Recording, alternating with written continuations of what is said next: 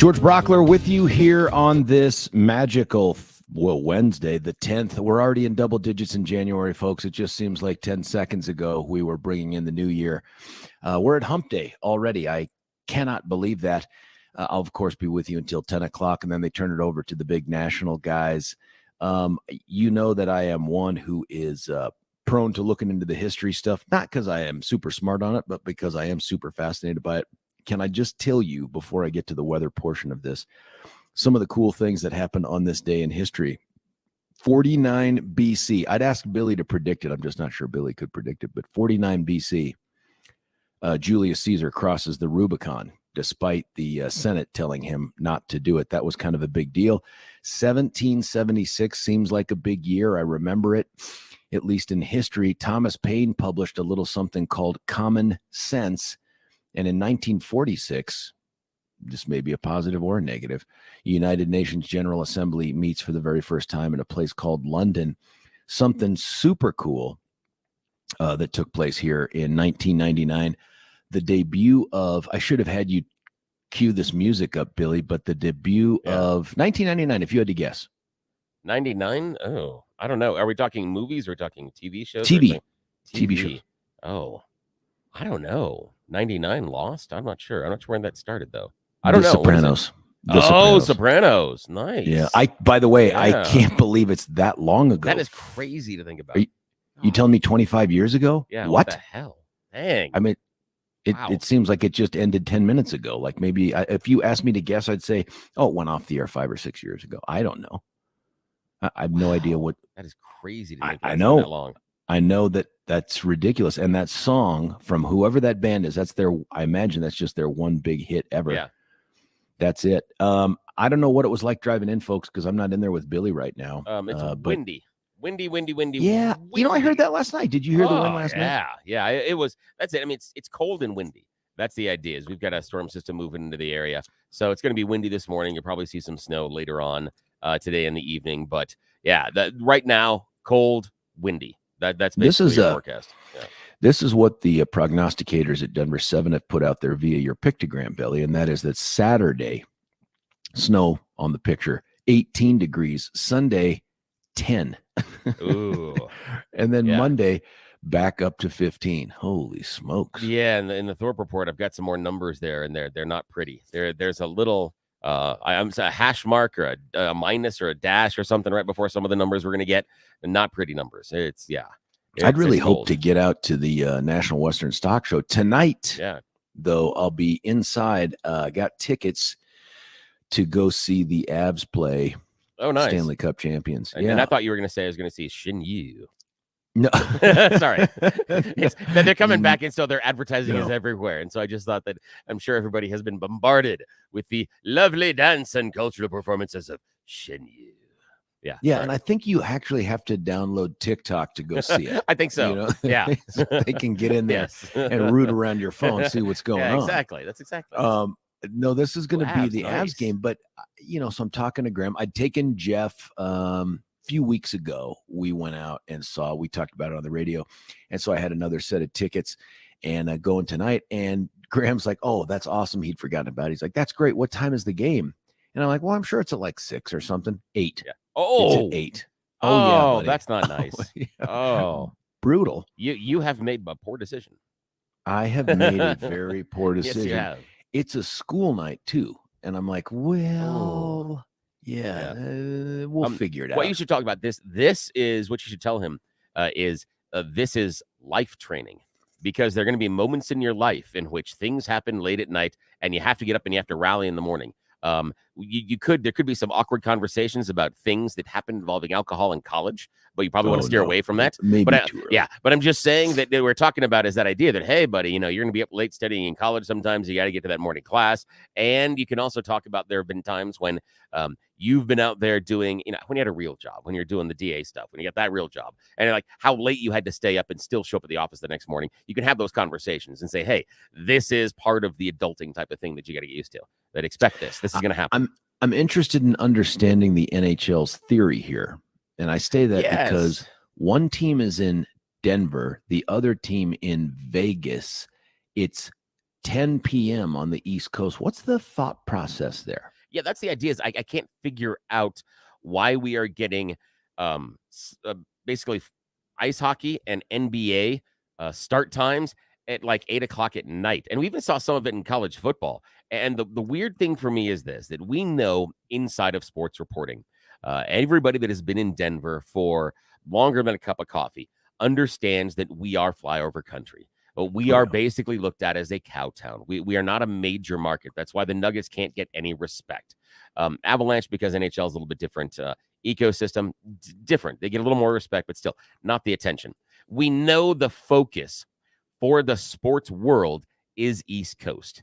It's New York, it's Boston, it's Philly. It's that's where all the big stations live. Yep, that's where they are. And I always tell people, Boston is the only market in all of the United States where a sports radio station is in the top 10. The only one is in Boston. Yeah, WEI. They're fantastic, but they're the only ones. So it is a focal point there. I mean, if you listen to national sports talk radio, if it happens outside of the New York Beltway, it doesn't happen. So I'm surprised why the people that are back east start these, 10 o'clock, 11 o'clock games for their viewers. I really am concerned about that. It would be easier for me to understand if they were like, well, tonight it's a 4 o'clock drop of the puck. Oh, okay, makes sense. Yeah. Okay, that makes sense. That would make some sense. Yeah, that would. But the late ones make no sense whatsoever. I can't imagine that you are growing your audience, asking people to stay up after midnight to watch the completion of a game. I can't. I live in the weird world of international soccer, so I have to get up. Yes, I have to get up at the weird times in order to see the sport that I love, and it is not easy, and it stinks. And I've experienced it in the World Cup, where you have to get up at 1 o'clock in the morning just to see your team play, and it's crap. It does not grow the audience. It doesn't take that young viewer and give them the love of the sport, in which makes them a lifelong fan. This is such a bad marketing idea. I just, what are they thinking? It's interesting too. You talk about the flyover country. Yeah. There's an irony in the fact that maybe one of the greatest basketball players of a generation, Nikola Jokic, plays here, where again we're flyover country. Whereas if he played, if he was a Laker or a Net or something, you can imagine that he would be 10 times bigger. And the irony is he doesn't care. Yeah. Just, what I mean? Like, he couldn't care less. He's not looking to go anywhere else. He's not looking to blow up a contract. Dude was like, I'm done with the MVP trophy. Where's my daughter? Yeah. And I think that is one of the things that has been fantastic with the fact that he landed here. There are very few places, I believe, in the NBA where he would have been allowed to thrive. If he would have been under that microscope in LA or in New York, or Boston, that becomes really difficult. You get down into Miami, some of those bigger markets, and they're going to want to see a turnaround right away. And of course, people that watch Jokic's story know that he came in as a real tub of goo. He had no real body form or anything else. And the scouts, since he was like 11 years old, said the same thing. Doesn't look like a basketball player, but you put him on the court and, damn.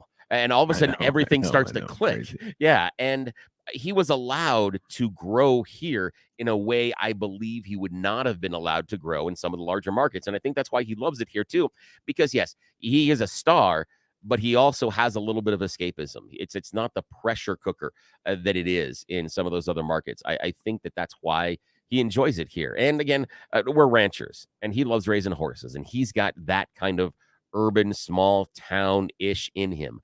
And we've got that here in Colorado. And I think that's part of why, it works so well for him here. There was a story I read when he was coming up that there's this performance center that they sent him to when he was just after his draft. And the guy that runs the performance center said that Jokic was the most remarkable person they've ever had come through the doors, because they've never had another player who didn't work on basketball. Huh. Yeah, he came in and they had this interview and he's like, no, basketball good. This, and he pointed at his body, needs the work. And they spent the entire time getting his body in shape for the NBA. And at first, the guy at the performance center said I didn't believe him. He goes, then we went out and we worked on the court for a little bit. And he goes, yeah, you're good. We don't have to worry about this. That we don't have to. And he didn't pick up a basketball That, and get on the court the rest of the time he was at the performance center training. Some of the stuff that he does, Yeah. it's Larry Bird-esque in its Yes. lack of grace, right? Oh, Like the yeah. guy, he doesn't float through the air. He's not a Dr. J or an MJ or anything like that. But this dude just finds a way to throw the ball in the air and it goes in the hoop. That shot from almost midcourt that we did last week was insane. Oh, yeah. And I mean, like, what? It's the thing where, and I guess people that watched Jokic as he came up, and this is talking about playing in Ukraine type of a thing, where even when he was, the what looked like the unathletic, dopey kid on the court, that he saw the game. He was, better way to put it. He was playing 4D chess while everybody else was playing checkers. He saw the court and he saw the moves. He saw the advantages before the other players ever even had an inkling. And this started as a teenager. And that's kind of what he does. He gets on the court and he sees the openings before anybody else does. His anticipatory passing is ridiculous. I mean, it is better than 99% of point guards. He sees what he sees and how he sees it so quickly. Yeah. Yeah, exactly. And I love seeing some of the other centers and they come in like, yeah, he playing him's not fair. Because he plays so differently. He's not the big bruiser. He's not the typical center. And he makes it so difficult. Did you see that spin move he pulled the other day? Oh my God. Left this dude's jock on the court. He's getting up right about, you're saying, on the key. He's 3/4 of the way up towards the top of the key, a little bit outside on, if you're facing the basket on the right side elbow. That's kind of where he's setting up. And they've cleared it out to where he's posting up basically at that position. And they've moved everybody else to the other side of the court. And he's got the defender on his hip. And he's pumping the ball. And he's looking like he's going to go inside the lane. And the defender's arm checking him and setting up really nicely to block that lane very, very well. Jokic just spins to the outside of his left shoulder, leaves the guy in the dust, and goes up and has an easy layup. I mean, just gone. And you could see the defender go, wait, what? And he's gone. And you're like, how did someone that big do that? And you can see, go back, you watch the replay. See a Nuggets game. Oh, yeah. And you watch him, and you can see him set the dude up. You can see him going, he goes, I'm going in, I'm going to lane, I'm going to lane, I'm going to lane. Bye-bye. And you're like, wow. Yeah, it was so smart. You knew that Jokic knew what the defender was going to do, and Jokic knew what he was going to do before he ever started engaging the defender. It was gorgeous. Yeah, I got to get out and see the Nuggets. He's something different. At least Graham. I don't know if Jeff would like it, but if I could get both boys out there, I would. Yeah. There's a bunch of stories and stuff, man, that we should talk. I don't want to do it all now, but people are pinging us already on some of the email stuff here. Yeah, Alexa already teed us up with one of the stories that I think both of us were looking at, and that was, we've got a combination of events. One is Mayor Mike Johnston making some comments about the impact of the migrant crisis on each of the agencies that are going to be asked to tighten their belts. But then and I got on that that audio East too. Coast, that's good. We'll get there. And then when you look at the East Coast, there's a story that's kind of blowing up right now where a school was just told, hey, you're just going to have to go remote because we have to accommodate the migrant crisis. There's some real stuff developing here that could make 2024 extra ugly. And then our buddy Corey texted me in something that I don't know if you saw this. I had just seen it on Twitter, but about the Bobert incident. Did you see that? Oh, yes, the arrest. Somebody got some silver arrest, bracelets. And it was not of Lauren Bobert. I know. How surprising was that for you when you saw that?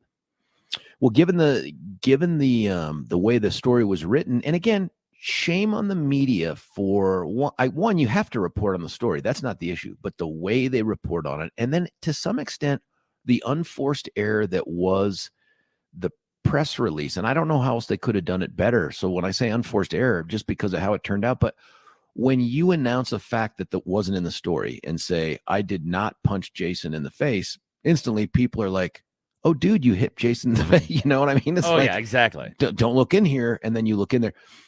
And then I guess I'm heartened to know that she's absolutely right. I mean, whatever it was they did, they determined that this dude was the guy that was good for it, and they hooked him. You have to arrest. If it was going to be her, they were going to have to put the bracelets on. But for him, got to arrest him. There is no please come to court on this day kind of a thing. So fascinating development in this. Fascinating development. It really is. And the interesting thing that I found about this was with the arrest, and it shows me, and it's a good lesson to go back a couple of days and look at what I call the soft bias in the news media.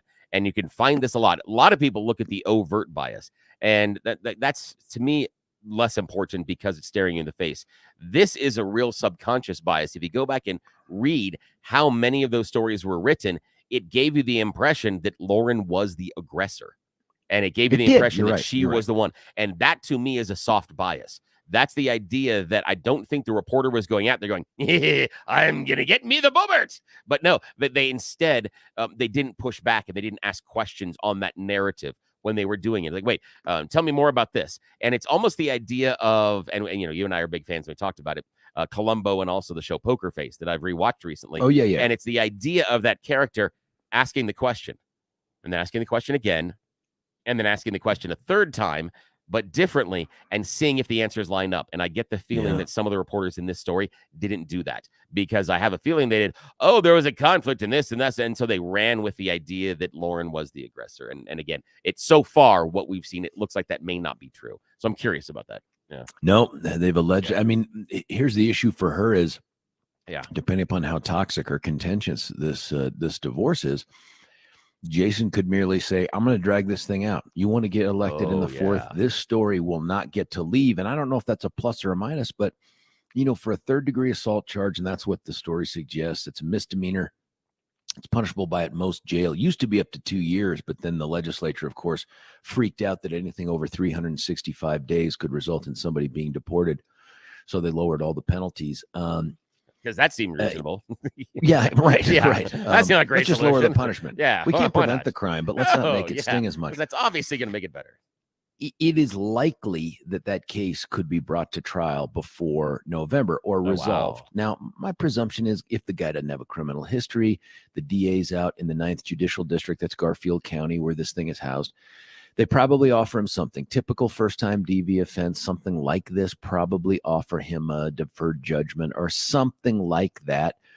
But the guy could say, no, I want my day in court, and they will give him his day in court. And I don't know if you put pressure on Boebert by doing that. And again, I'm trying to, in my mind, at the speed of light here, try to rationalize what's the play here, because for him, it doesn't make him look good either, right? If he's out there defending a case.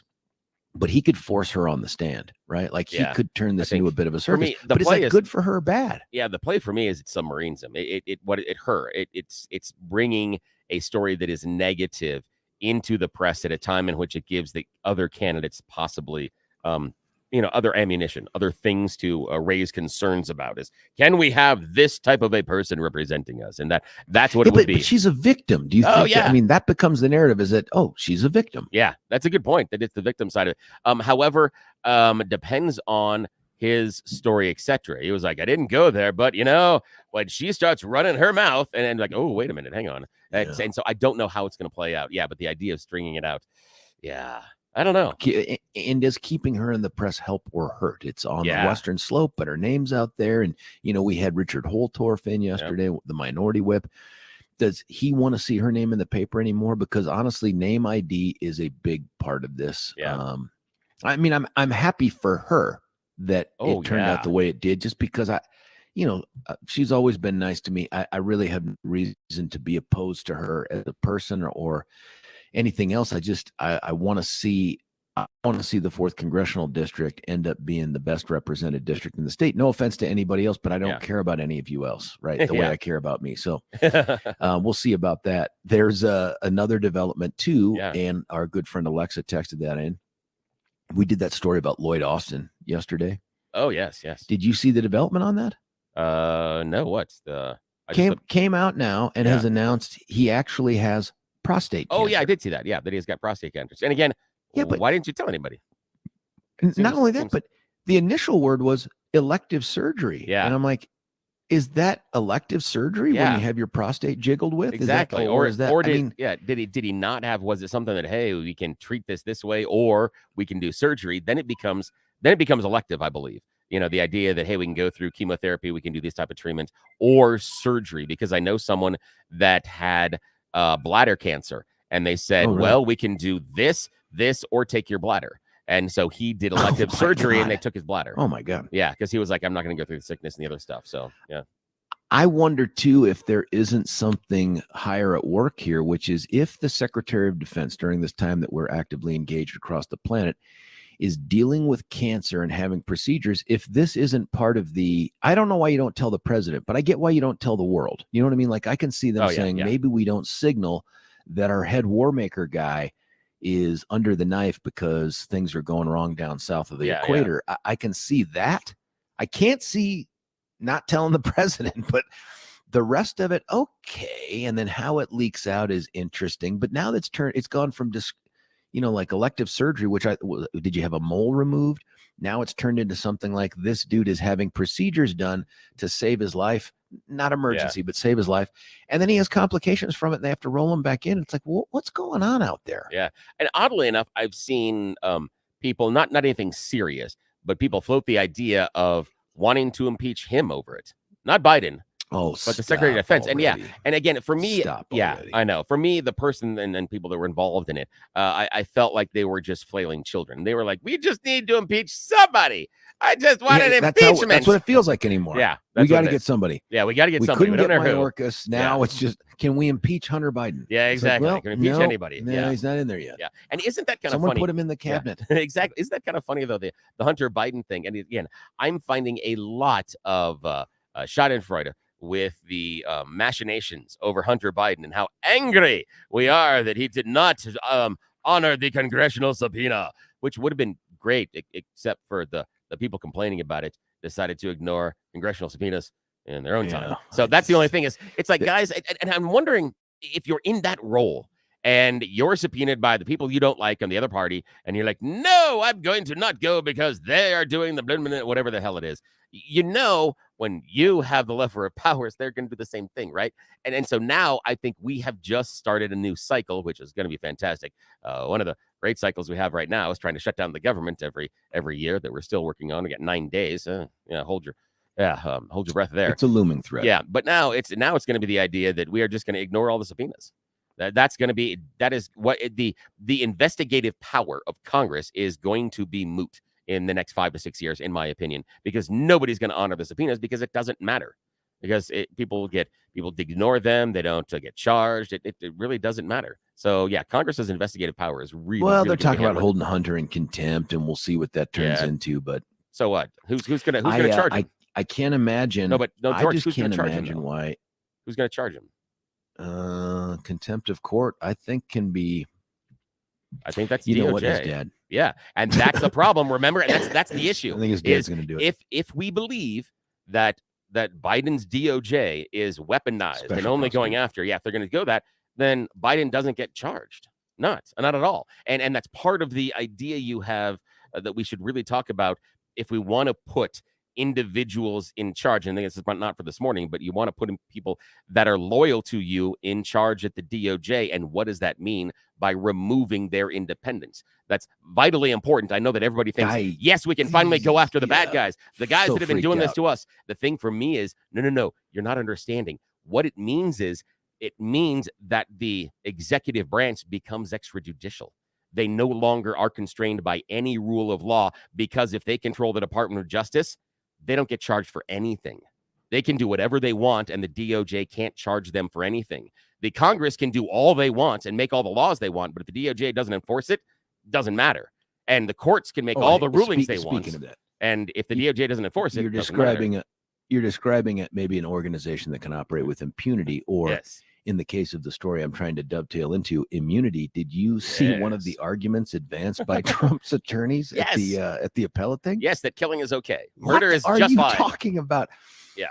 One of the and if I get this wrong, man, correct me, but one of the appellate judges asked Trump's attorney, listen, hypothetically here, if the president wanted to use SEAL Team 6 to assassinate one of his political rivals, does that seem to be okay? Is there immunity for that? Yeah. And the guy basically says, well, yeah, unless he's impeached for it and convicted by Congress, then yes. Yeah. And this is what are you talking about? This is how laughably stupid that is. And again, this is a person that is getting paid a lot of money, that went to school like you did to become the law talking guy.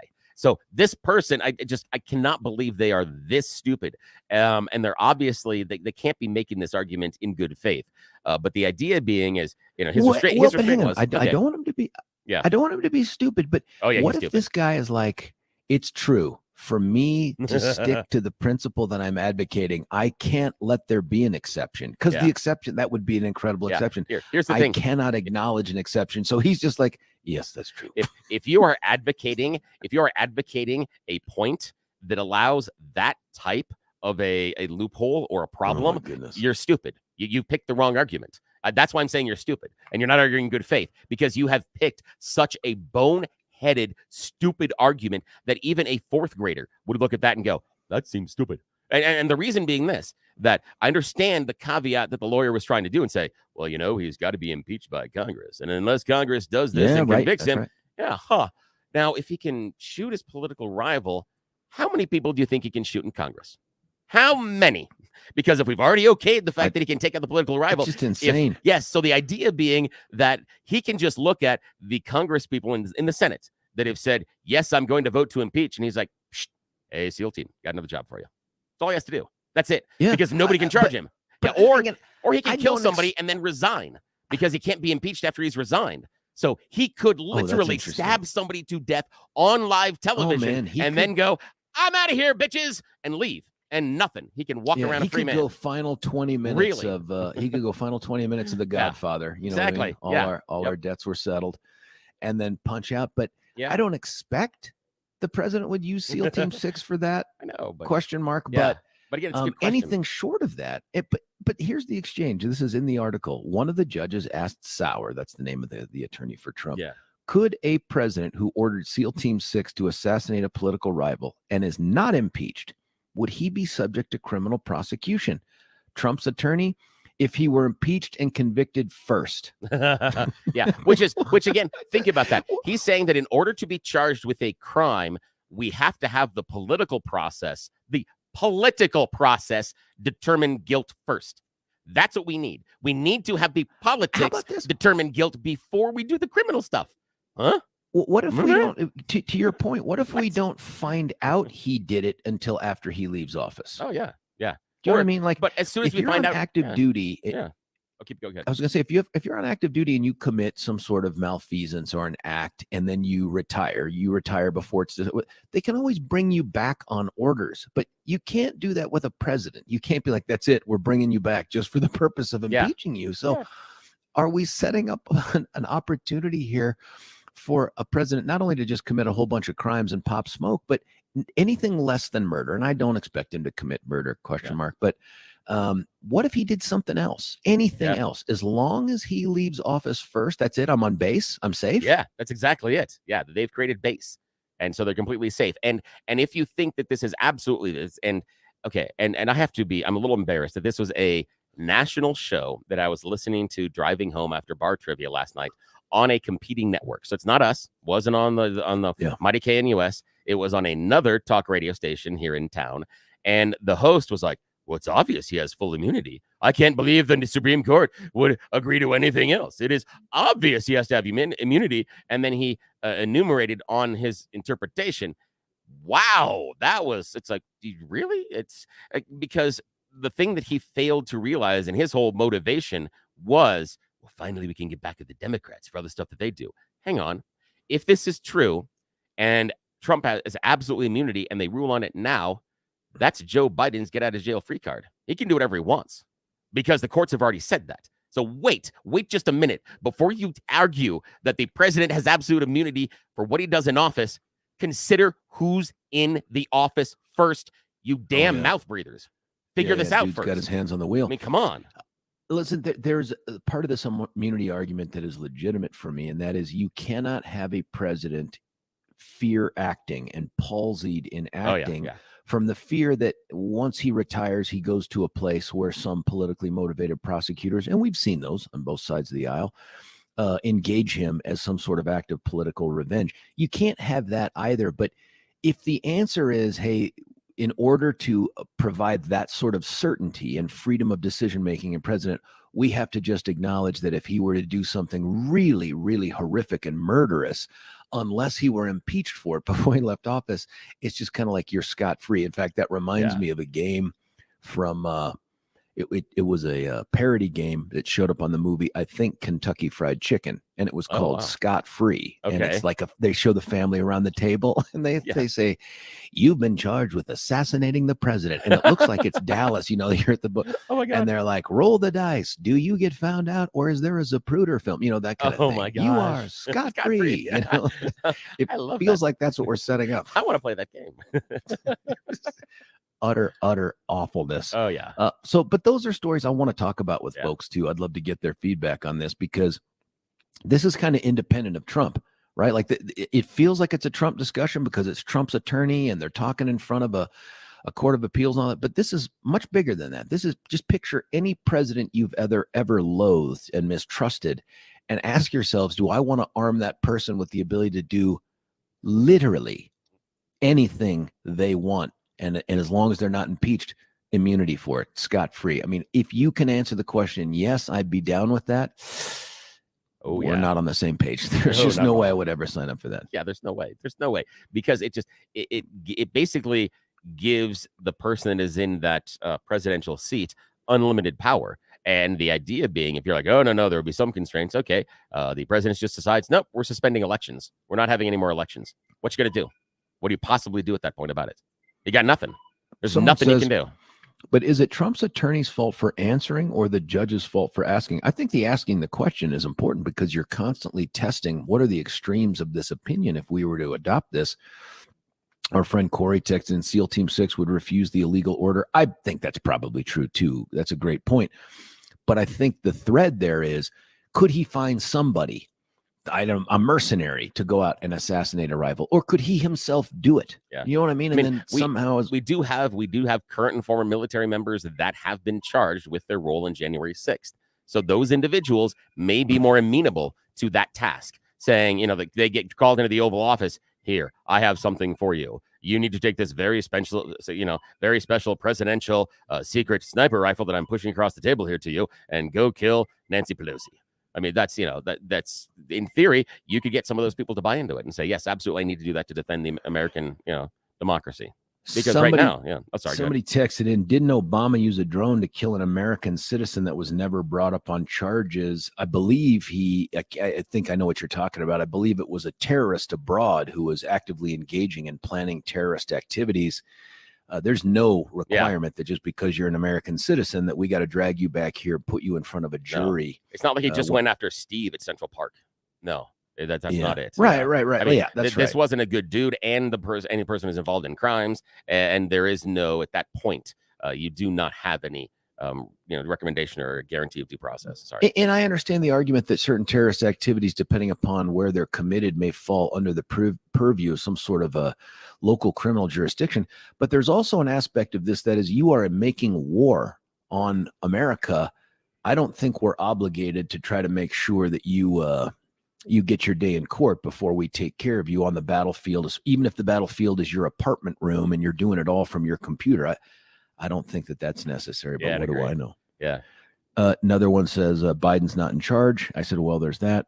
Says, well, hold on to your hats, boys. Wait till Biden gives all these illegals amnesty and gives them the right to vote this year.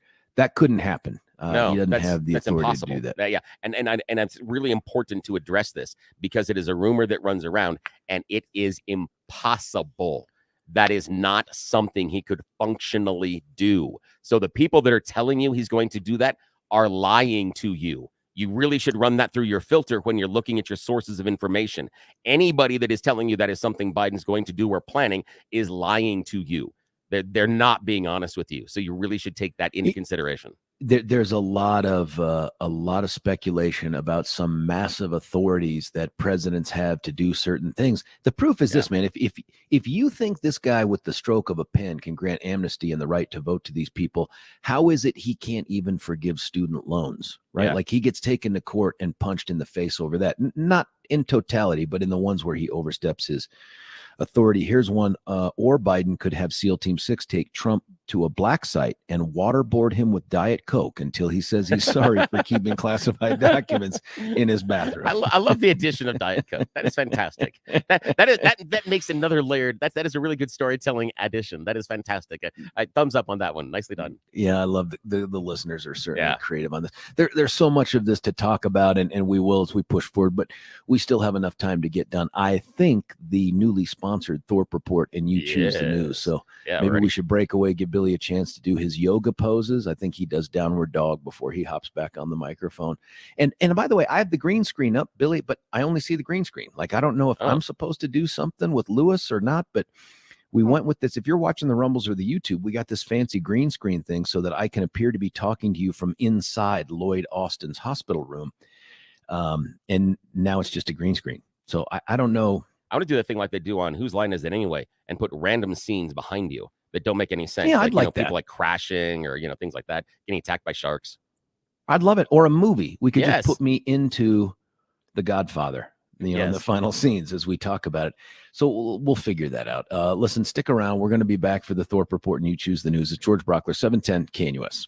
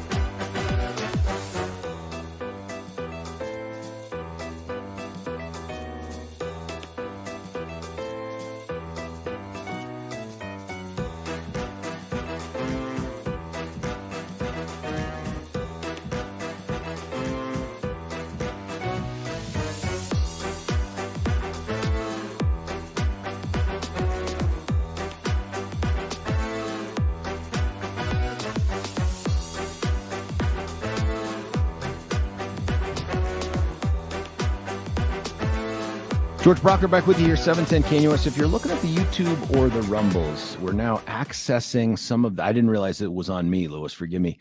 I put up one of those standard background things. It's just weird looking because my head still, it's less blurred out, but the microphone disappears. That's fantastic. I don't really understand. That is a wonderful feature. That is not a bug. That is a feature. I'm going to try to figure out a way to put myself on the Death Star while we're in a break. Oh, absolutely. Here. But hey, listen, no time to lose. We got to get to the now, and this is a magical thing, the now sponsored segment called the Thorpe Report with BTs. Oh, this is so amazing. We are proudly sponsored by Layer Fireplace and Patio. If you're looking for something that's going to keep you warm this winter, fireplaces, they're going to take care of you. And then when we roll into spring, you got to make sure you get the outside taken care of as well. Layer Fireplace and Patio. They've got an amazing selection and are going to take care of you as long as you don't tell them you heard about it here. I'm just saying. It's just not a recommendation. Yes, it is. Okay, here we go, Sarah. Denver could see its first below zero readings this season this weekend. We're getting Arctic air rolling into Colorado. Temperature is likely to stay in the teens Saturday and Sunday. Here's some fun forecasted lows. Thursday, we could get to 7 below.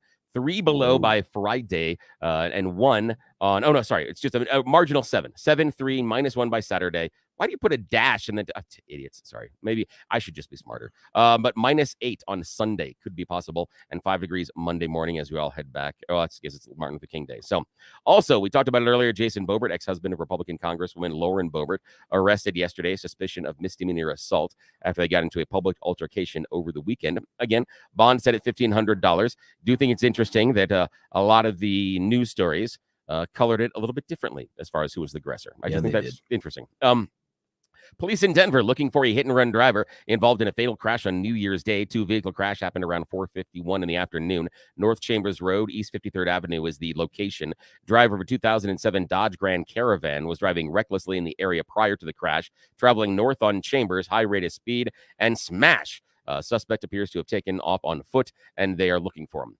One person injured in a fire in Aurora residential building yesterday afternoon around 3 o'clock in the afternoon. They arrived at 17th Avenue and Oswego Street. There was the fire crews. Within minutes, they found a 3-story multifamily residential home, heavy smoke coming from the second floor. Oh, wow. One person injured in the fire and taken to the hospital. So, yeah, oddly enough, it's normally garage or kitchen where those fires are going to start. So the idea that it is on the second floor is interesting. According to data from the Office of Medical Examiner for the City and County of Denver, number of drug-related overdoses and deaths in 2023 is the highest ever recorded. Oh, yeah, notice my shocked face. Yeah, sure. Office reported 522 people died from an overdose in 2023, 342 deaths related to fentanyl. Comparison, 207 drug-related deaths in 2018, 17 fentanyl. So from 2023, we've gone from, in 2018, 17 fentanyl deaths, 2023, 342. Oh, holy smokes. Yeah, that's an issue, guys. And we're so super excited that, holy crap. Luckily, the Democrats got on board. Safe injections. Oh, that'll make it better. The only thing is we'll just be able to count the numbers more accurately. That's all it is. If we could just co-locate them with the medical examiner. I heard this the other day from some law enforcement folks. The different medical examiner offices, the coroner's offices, have now had to hire extra personnel, honest to God, just to do all the increased drug-related deaths. They don't have enough people on staff to do them. That is one area where we do not want to see job growth. I'm just saying. I'm just trying to draw some morals and equivalencies. It's absolutely silly. Also, we've got dozens of schools and synagogues across Colorado received bomb threats yesterday, prompted some of them to evacuate. FBI said numerous hoax bomb threats, but none of them, if you examine them, were really very serious. So basically there.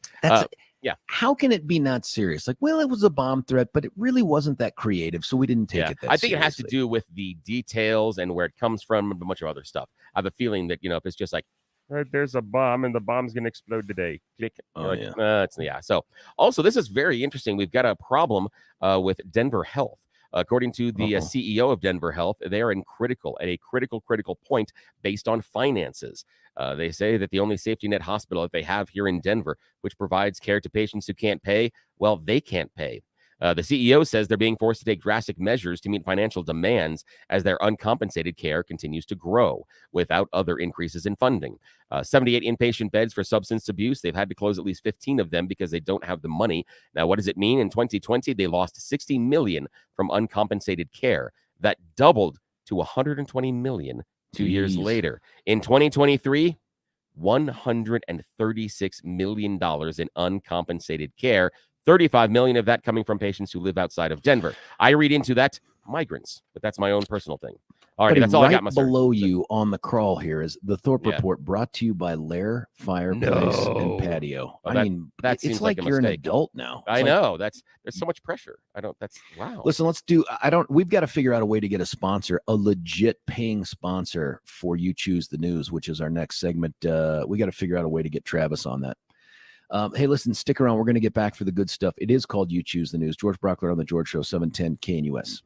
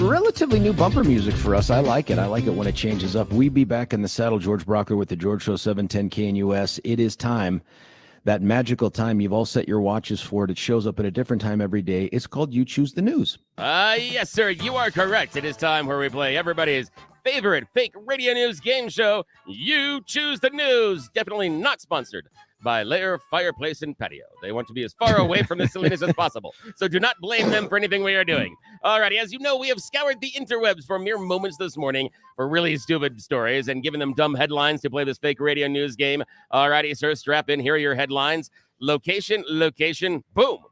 Headline number 2, this doesn't make me feel safer. Headline number 3, no more needles. And headline number 4, just put on a sweater. Location, boom. This doesn't make me feel safer. Sweater. Sweater. Just put on a sweater. Here we're going to South Carolina for this one.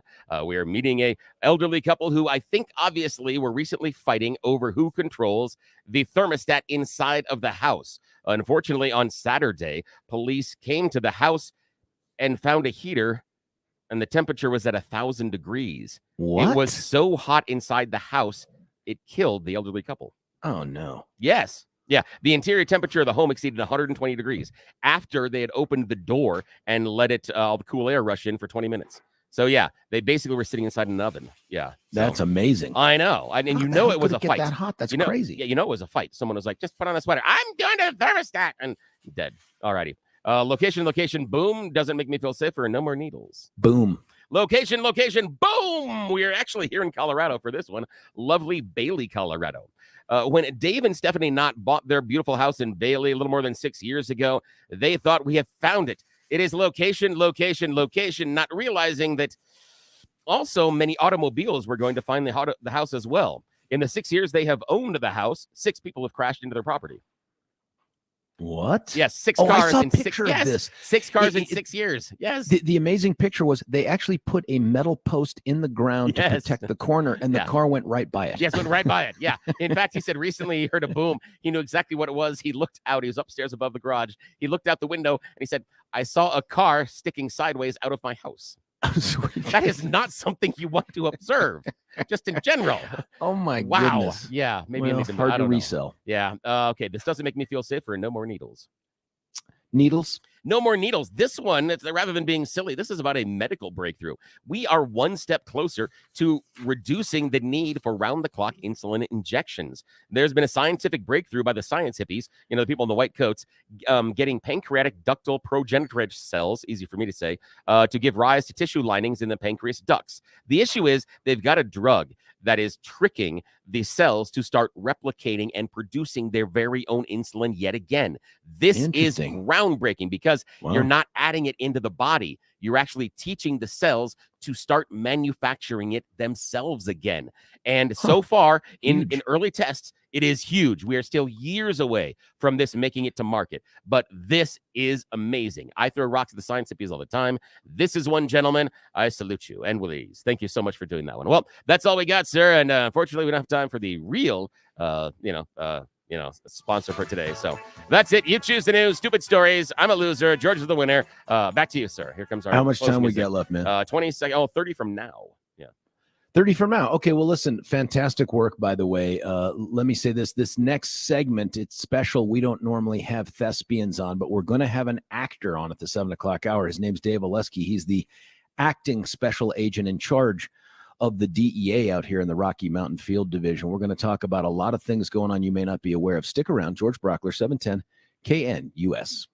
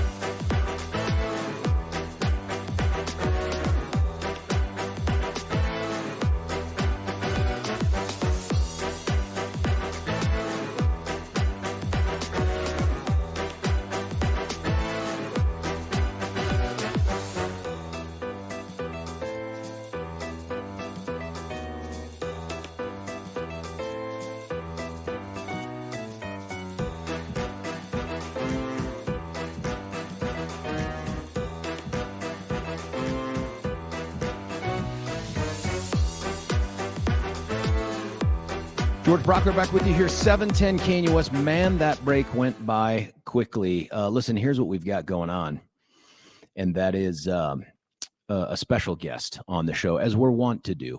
And it's an actor this time, as I told you. His name is Dave Olesky. He's been on the show before. He's a bit of a thespian, but right now the role he's filling is acting special agent in charge for the DEA for the Rocky Mountain Field Division. Dave, thanks for joining us. Hey, good morning, George. Happy New Year's to you.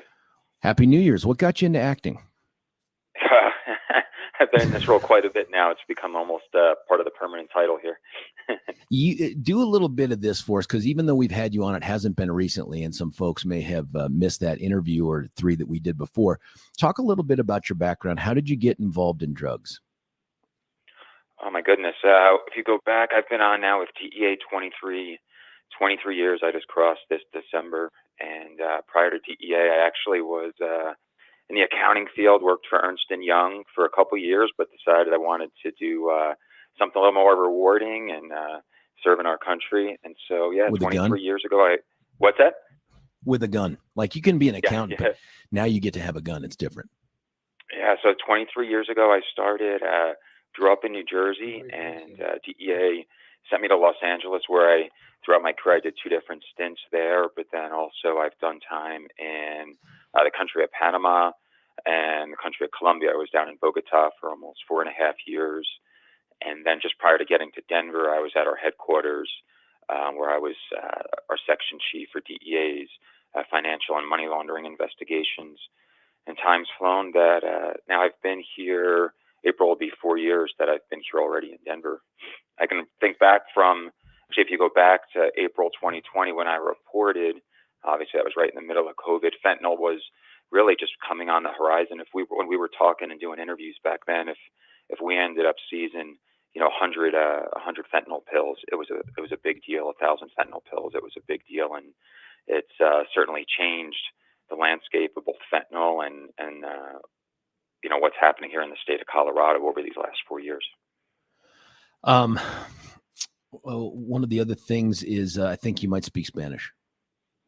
A little bit. I don't know that we're going to do that today, but yes. I was going to do the rest of the interview in Spanish, just in honor of the 36,000 migrants who have poured into Denver.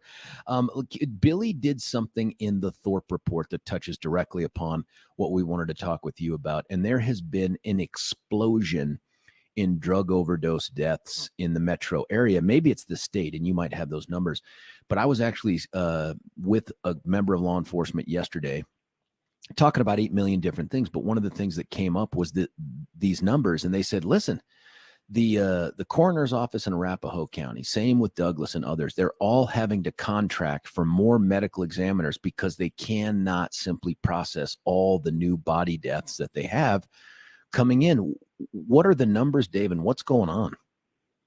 Yeah, certainly. And I heard you mention in the report earlier, you had captured some of the numbers for the city of Denver and work very, very closely with Denver Police Department and Commander Paul Jimenez, who has stood up a fentanyl response team earlier last year.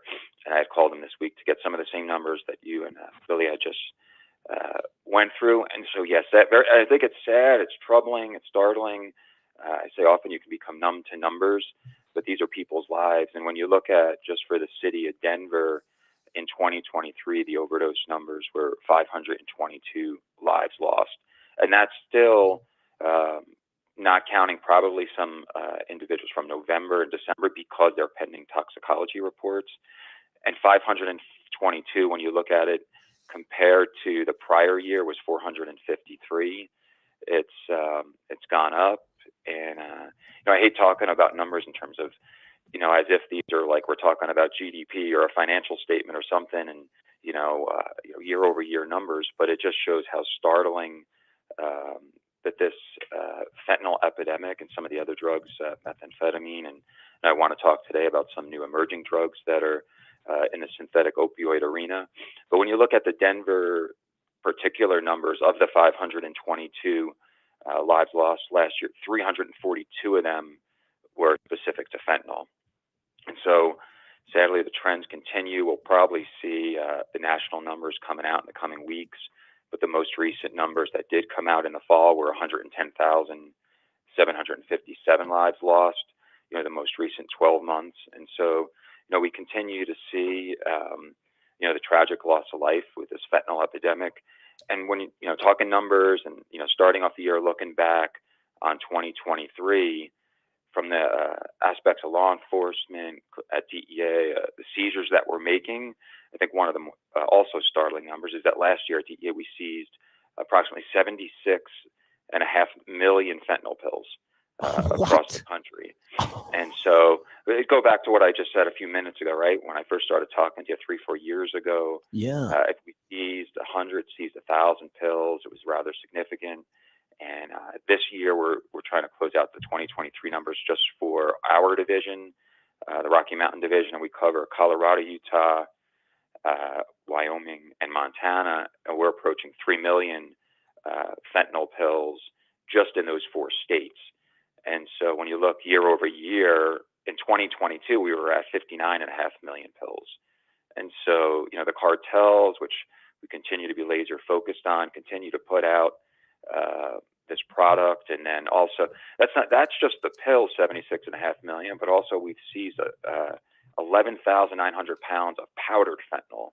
So it's definitely in the last couple of years a big shift to where the cartels are putting this in powder form, trafficking it into our country and across our country. And, we see it showing up in not just pill form, but obviously mixed into other illicit drugs.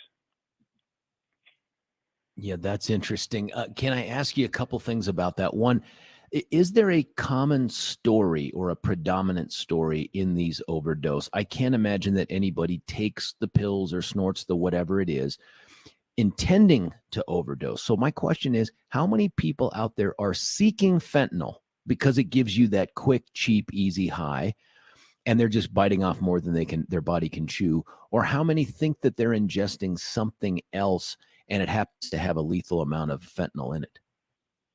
I think it's both. I can't give you a percentage, but I can tell you from, having met families who've lost a loved one over this last year, we started doing a little over a year ago what we call our family summits, which sadly is, folks who've lost a loved one to fentanyl, and we've brought them in to our offices. We've done it here in Denver, Montana, Utah, and it does vary. I mean, definitely, sadly, we've seen too many stories of folks who have lost, a child, teenager, because they didn't know what they were taking, and they're not seeking out fentanyl specifically. They might be seeking out a pain relief pill. Right. But then on the other side, you do see folks who have suffered from substance abuse problems, and eventually, succumb to the potency of these pills. And I think that when one of the stories I remember hearing when I first, we have our campaign, which is DEA's One Pill Can Kill campaign, because when we talk about this 76.5 million pills we seized, it equates to 384 million lethal doses of fentanyl when you combine it with the powder, because it's only 2 milligrams can kill you. And I remember talking to an officer. I was actually up in Montana, and they had just were processing an overdose scene, and they were like, look, when we were talking to the family, they had said that this individual was taking 20 to 25 of these pills a day. And I just couldn't fathom that actually somebody's body could tolerate, especially when we're saying one pill can kill. But that's one of the things when it comes to these, of how addictive they are. If you go back to where this originated in the overprescription of prescribing of Oxycontin, oxycodone, it is a pain relief pill, highly addictive, highly potent, and it's the same thing here with fentanyl. Where if somebody does become addicted to these pills, they build up a tolerance, and then that's the goal of these cartels, right? It's economics. They might not be trying to kill their customers, but they don't care if they do so. But they know how addictive they are. And what we've also seen over these last few years is just how much the price has come down for these pills. We used to be talking in terms of dollars at the wholesale level, but now we're talking at the wholesale level just merely cents. And at the retail level, you can buy some of these pills just here in the metro area for cheaper than you could a candy bar at your local store. And so it's looking back at last year, just in some of these statistics, it's a bit startling. And then I know one of the, I should put it this way, the Boulder County Coroner's Office had just come out just prior to the holidays and had announced 2 deaths that were related to, I don't know if you've heard of this before, George, but nitazene. It's pronounced either nitazene or nitazene, which had gotten a lot of national attention because, listen, it's a synthetic opioid, very similar to fentanyl, but it's also in certain variations even more powerful. Some scientific medical reports have said it's 10 times more powerful, and so these 2. Is this stuff being trucked over the border too, Dave? Or is this something that we're like, in the old days, I'm going back 20 years, you used to see these mobile meth labs by these chuckleheads out there in trailer parks and elsewhere making these things.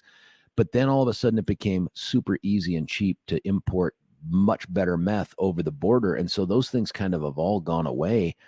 Is that what we're seeing with this new synthetic fentanyl, or fentanyl in general? It's just being trucked up from down south? Or a better phrase, not that it's a synthetic fentanyl, it's a synthetic opioid, and it's a different compound.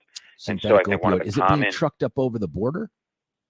So one of the common, based on all of our reporting and everything, is that, again, China is a source country for this particular drug, and we'll end up seeing it, sold on the dark web, trafficked, sold within other counterfeit fake pills. And so from the standpoint of these 2 deaths in Boulder, have received a lot of attention, as well as this, drug in and of itself. When you look at it from the just in the context of where it is trend-wise or historically, is that the Colorado Department of Public Health put out that since 2021, they've had 13 nitazene-related deaths. And so it's still too many, but as the state, if you go back to 2022, we were talking about a city of Denver, but if you go to the whole state in terms of overdoses, we were at 1,800 in 2022. So it's less than 1%. It's, from our DEA labs, we only have one exhibit specifically for our 4 states that contain nitazene.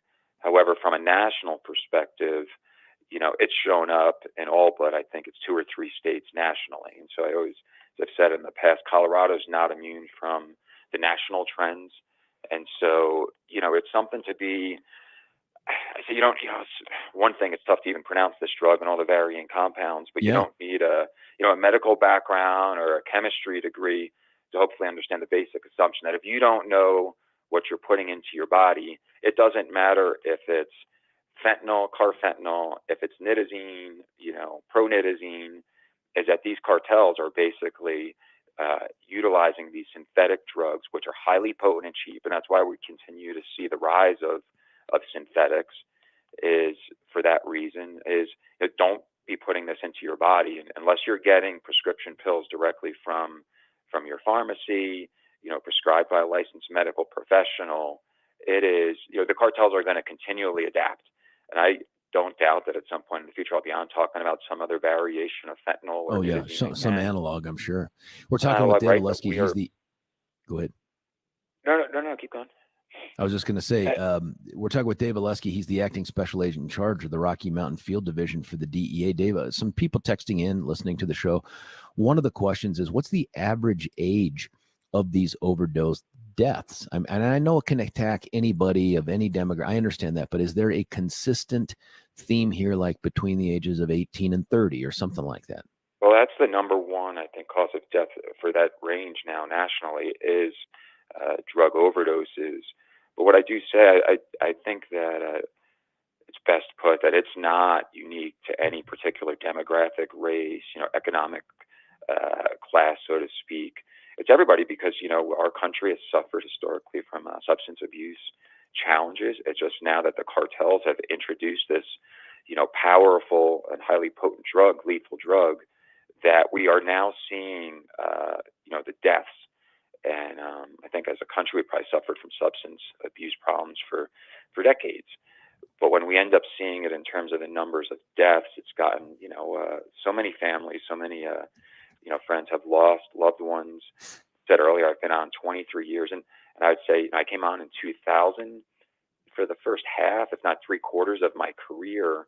if I was doing some type of public outreach event, I wouldn't meet anybody particularly who would talk about a family member or a friend who is suffering from substance abuse, let alone lost a life. But now that when I've been doing, here in, across our 4 states, outreach events, so many folks in a particular audience, or if I'm speaking at a nonprofit or a club, will come up and say very sadly and openly about how they've lost, a loved one to an overdose or poisoning, and fentanyl was the cause of it. So, I say it's not unique to any class. Sadly, there's too many stories of losing, our teenagers, our youth. We've talked about in the past that so common now, the method by which these drugs are trafficked at the retail level is via social media. And, whether it's Snapchat, TikTok, some of the online open marketplaces where these narcotics and pills are trafficked, folks who are seeking, maybe because they can't get their prescription pills from pain relief pills from a doctor who says, hey, I'm going to cut you off. They look for an alternative and seek these out. And what I'll say is maybe 10, 20 years ago, if you were acquiring one of these pills on the black market, you were likely maybe to get a diverted pill. But nowadays, the pills that are out there are going to be fentanyl. They're going to be potentially nitazene. They're going to be, we're even seeing with Adderall pills, the cartels will press, their product into anything that they know that they can get somebody to purchase. So you'll see fake Adderall pills containing methamphetamine. And so, to go back Dave, to if we were to, when you talk about all this, and there's a sense of helplessness that sweeps over me, and I don't want this to be a partisan or political issue, but if we had the ability to legitimately control our southern border, and I mean really crack down on the ability to go across it one way or the other without having to go through some sort of governmental checkpoint, how much would that impact this particular issue? Well, I mean, listen, in terms of especially the drugs that we're talking about, fentanyl, meth, historically heroin, cocaine, the principal source countries have been Mexico. The border has always been a factor. I think where I've come to is, especially doing so much of the outreach and talking with families who've lost, a loved one, is that collectively, I think as a society, we have to realize that there's not just a one-size-fits-all approach. There has to be the enforcement side. There has to be the mental health side. There has to be the education side. There has to, from the national security piece, the border side, all of those things. I think sometimes, there might be the topic of the day and say, okay, this is how we have to focus on this. I think I've realized after all these years that, yes, we're not going to arrest our way out of this, but that is part of the problem, is putting those who are most responsible for trafficking this poison onto our streets, holding them accountable. And so that's the part that I think so many of even my colleagues at DEA, folks I supervise, get out and realize that it has to be an all hands on deck approach. 15, 20 years ago, obviously I was earlier in my career, they wouldn't have put me on the radio then, but it wasn't something where DEA was necessarily going out and talking about these deaths. I often say, like, when you go back to, I grew up in the 1980s and born in 75. And anyway, in the 80s, it was just say no, right? And so much often, I think That's some right. of the message is, well, it's just drugs. Well, if you go back to the 1980s and the number of deaths per year, do you know what they were on average, No through idea. the 80s? Yeah, I mean, and it varied obviously, but it was, somewhere between 3,000 to 5,000 per year. Oh my! During that era, and then when you start getting to around 2000, and with the prescription opiate problem, those numbers start going up. And I think now we've gotten to the point as a nation where we crossed the 100,000 mark on an annual basis. And sadly, you'll see, commentators like, well, maybe we're leveling off, or maybe we're, plateauing. And I think that's such a sad part, because it's still, when we look at these numbers, and talk about how many lives lost that is, and that I think is the troubling part. And then there's also the part where, I commented earlier, our partners at the Denver PD, they stood up, as I said, a fentanyl response team. They've got, maybe a dozen guys, and we dedicated. And I can remember when they started that team early part of last year. And look, when you break out the annual numbers, right? What do we say for the city of Denver? 522. And you start doing the math, and you're Amazing. like, 40, 50, 60, sometimes per month. The amount of effort, as well as the emotion that goes for the officers that are responding to these scenes, the challenges to try to bring justice to, for the families who've lost a loved one to, we also say that these are poisonings because sometimes it's more appropriate than just simply calling it an overdose because so many of the folks don't know what they're taking. Dave, you talked about bringing justice. I'm less familiar with the federal framework for this than I am with the state, which is largely emasculated, in my opinion. What happens if at the DOJ level, at the U.S. Attorney level, when you guys hook up somebody who's distributing, I don't know, measurable quantities of fentanyl, not somebody handing a pill to someone else? You guys wouldn't do that. But do you know what I mean? Like when you're recovering pills, what's the penalty they face at the federal level? Oh, it could be significant. I mean, obviously based on quantities, it's, you got mandatory minimums from anywhere 5, 10, 15, just depending on the quantity.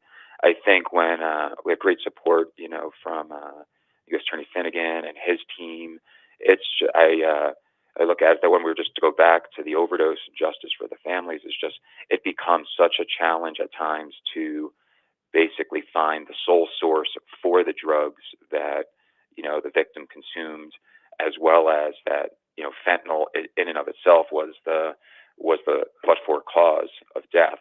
And I think when you start looking at where fentanyl is incorporated, let's say into cocaine or mixed in with cocaine, other drugs, or you start having something like we started talking about earlier with nitazines, I think those are where it starts becoming a challenge from a prosecution point of view of attributing the death to one sole source. But right there, you have just identified the Achilles heel, and I think it was deliberately placed there by the folks under the Gold Dome. I don't need you to comment on the politics. I'll do that part. But they were so aghast at the idea of ever holding anybody accountable for drugs, either distributing, using, whatever it is, that they built in this ridiculous Achilles heel where the prosecutor, to hold someone accountable for providing a pill with fentanyl in it that kills someone, is you would have to find some medical examiner, toxicologist plus to say that it was the fentanyl in that pill that killed them. If there was any other potential source in there, and it's very difficult for medical examiners to do this, at the end of the day, it's almost unprosecutable. And so we don't have at the state level, we do not have the tools available to try to address this. I mean, what we really need, this is me opining here, what we really need is a giant club called mandatory time in prison, whether it's 10 or 20 years or more, to club these people like baby harp seals when they show themselves. We just don't have that under this current General Assembly. Yeah, well, what I also say is from the cartel perspective and the targeting the networks that we do at DEA, is that their incentive to profit from the trafficking of these drugs is obviously outweighs the risk at the moment of facing any consequences, if that makes sense. They can take a $10,000, $15,000 investment, buy a kilo of fentanyl in Mexico, and for that $15,000, $20,000 investment, generate 500,000 pills just from 1 kilo. So I'd say, like, if you look at your typical, an encyclopedia, or textbook, that can generate 500,000 pills.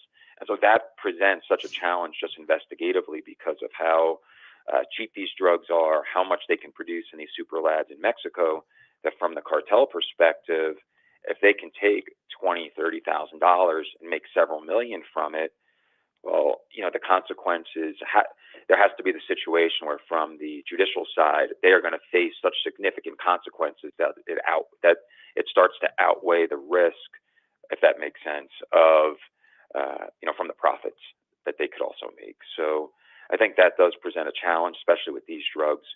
Over the last, let's say 5 years, it certainly has been the rise of synthetic drugs from the cartel perspective, very much different than, cocaine, heroin, where you need, you're growing heroin, poppy up in the mountains in Sinaloa, Mexico. By the way, those things haven't disappeared, right? Like no, cocaine, at least At least according to State Patrol, their drug interdiction, they took off more cocaine than ever last year. It's just that it dwarfs in comparison to the number of deaths and then sort of like the drug du jour that we're talking about, which is fentanyl. Those other drugs are still there being trafficked at pretty high rates.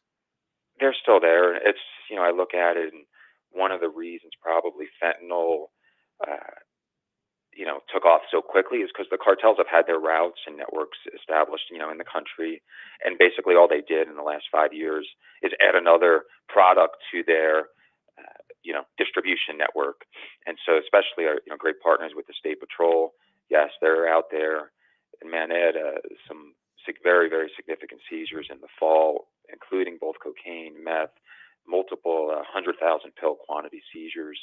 And so we've talked about in the past. I mean, here in Colorado, the two main arteries, you have I-25 coming into the metro area, and then I-70 coming in from the west. So, these drugs continue to come across the southwest border, into our state where Denver ends up being kind of the major hub for, our states to the north as well as, further on to the Midwest. So it's, like you said, those other drugs are still out there. And when you hear us talking about powdered fentanyl and the cartels pushing that out, is then that's where we end up seeing the powder being mixed into, cocaine, which is out there. And so that's another just part of the challenge or risks is folks who might be seeking, who've had a recreational cocaine habit over the years are then getting, fentanyl introduced into their product and unfortunately overdosing or, suffering from a poisoning as well. Dave Olesky, acting special agent in charge for the Rocky Mountain Field Division of the Drug Enforcement Agency. Man, we could talk to you all morning about this, and that says something bad about where we're at in terms of drugs on the streets, but I'd love to be able to bring you back in the future as some of these things begin to develop. I love the public safety announcement aspect of this too, just keeping people aware of what's going on out there and how to protect themselves and loved ones. I can't thank you enough for taking time out of your busy morning to chat with us. No, thanks so much, George. And then for your listeners, just our website is dea.gov, G-O-V. And so you can find, if you navigate on there, to our division, the Rocky Mountain Division. We have our contacts on there for our community outreach position, public information officer, all those positions where you can get some resources, as well as we're always recruiting. So you can find us, as I said, on dea.gov, and then also on Twitter or X on our DEA Rocky Mountain Division account where we post updates, trends, seizures, things of that nature. So thanks again for giving us at DEA a voice on your show. Well, we'll see you down here at one of these supermarkets, man, where I keep running into you. Yeah. I'll see you in the neighborhood, George. All right, buddy. See you, Dave. Hey, that's Dave Olesky, special agent in charge, acting. I think that goes in parens for the DEA out here. Listen, we're going to cut away for a break. When we come back, I want to continue the conversation here. I mean, you cannot ask a federal executive person to do better than Dave did in giving us the information, but you also can't ask him to do what I'm going to ask you to do, and that is to have a conversation about how much of this is tied to a failed immigration and border policy down south. I think it's undeniable. I should have asked Dave before he went, how many of these drugs are coming across the Canadian border? I think we know the answer to that. It's not zero, but it isn't what it is coming over the south. Americans are dying by the truckloads because of drugs that do not start here. They're just brought here over this porous border. There's some other developments in the city of Denver related to this immigrant crisis. And it is a crisis by every single measure. There isn't a single silver lining I've yet heard the mayor or Denver talk about, other than maybe they can throw a DEI label on it and say, hey, this is advances that cause. But there's not a single silver lining to what's taking place, and it's only going to get worse. Got some stories to talk to you about when we come back, but I'd love to get your feedback at 303-696-1971. How do we end this? What is the way that we end drug distribution in the state of Colorado? We can't control the southern border. How do we address it here? Before I cut away, I want to tell you about somebody. And you know what made me think of this? It's Dan Kaplis, by the way. Dan Kaplis, super lawyer for victims of negligence, recklessness, sometimes intentional conduct, depending upon who it is, what it is, and how they do it.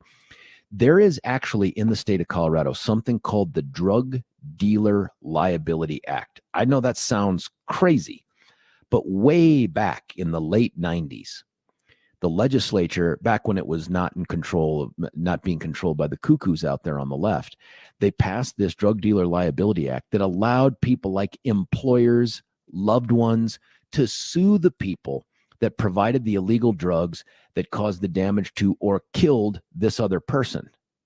Now, it sounds great. I don't know if it's ever been used, but it ought to be. And that's because this is a law that is designed to prevent people from engaging in drugs, but it's also designed to try to provide some measure of justice for people who have suffered the biggest loss. When you think about getting justice through the civil system, this isn't criminal, this is civil. You think of Dan Caplis. You think of a guy who listens to the call and doesn't say, how much money can I make out of this? He listens to the call and says, how much justice can I bring to the victim on this case? That's why when he and Bobber say we take righteous cases, that's the only measure for them. Is it righteous, and can these guys do something to help you? If they can, they're the guys you call. 303-770-5551, 303-770-5551. You can also check them out at dancapluslaw.com. That's Dan Caplis, C-A-P-L-I-S, law.com. When we come back, your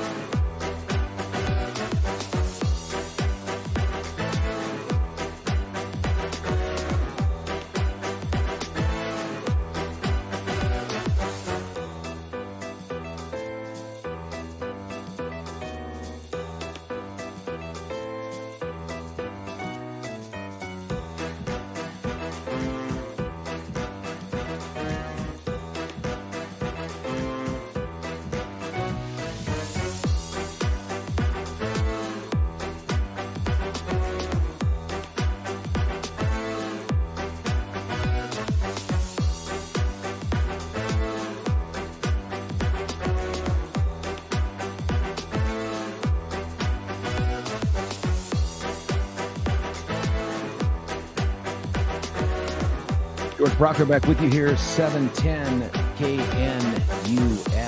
My thanks to Dave Olesky, dude's a superstar. I don't know how he finds time to get on the phone with us and have such a long conversation about these important things, but I'm glad that he does. We'll have Dave back on. The numbers are ridiculous. Somebody also, a good friend, Corey, sent me the drug interdiction numbers from State Patrol, and it's interesting. Their numbers have dropped precipitously in terms of fentanyl recovered. But I think part of that may be a function of resources, and I just don't know, so I'd love to get them involved as well. Hey, before we get to the phone lines at 303-696-1971, I want to tell you about Dr. Tanya Pauls. She's in the problem-solving business, and if your problem is you look in the mirror every morning and you say, where did that youthful feeling and look go? Where did my hair go? It's thinning. It's retreating from the scalp. I'm tired of combing it funny or growing it funny, thinking about the kind of perm that Billy's thinking about doing or wearing a hat or something. Call Dr. Tanya Pauls. Guaranteed and unmatched results. Simple one-day treatment. Here's what they do. They use your hair to help grow your hair.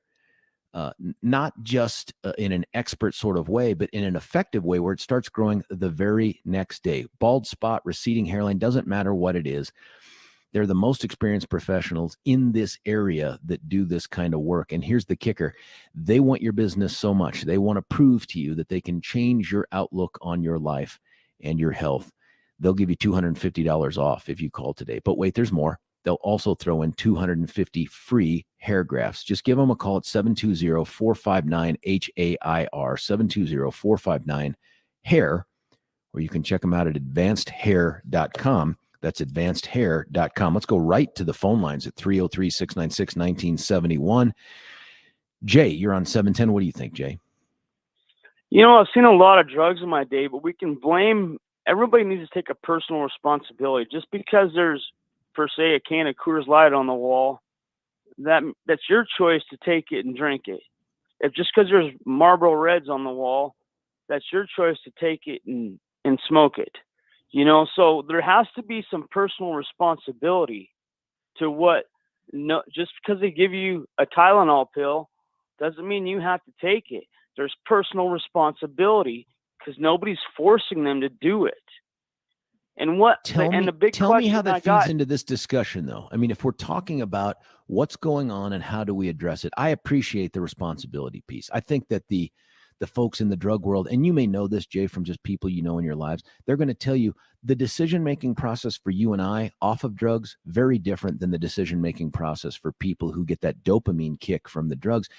They're not thinking logically the way we consider it. Correct. What does that drug do to people? Is it like a heroin? I mean, what is their feeling when they take those drugs? They get like a high? What is their feeling when they take these drugs? Well, I mean, what do they get off of it? I'm going to plead ignorance on it, in that I've never taken drugs. I've never smoked marijuana. I mean, I'm a beer guy. And listen, I've admitted this a lot. I drank a lot of beer underage. That part is true, but I've never dabbled in the wacky tobacco or anything harder. If we needed an expert on fentanyl use, I would normally go to Stefan. I'm kidding. Billy, any thoughts? I would like to ask that question because here's the deal. I mean, all the people that I know, I'm not against anybody.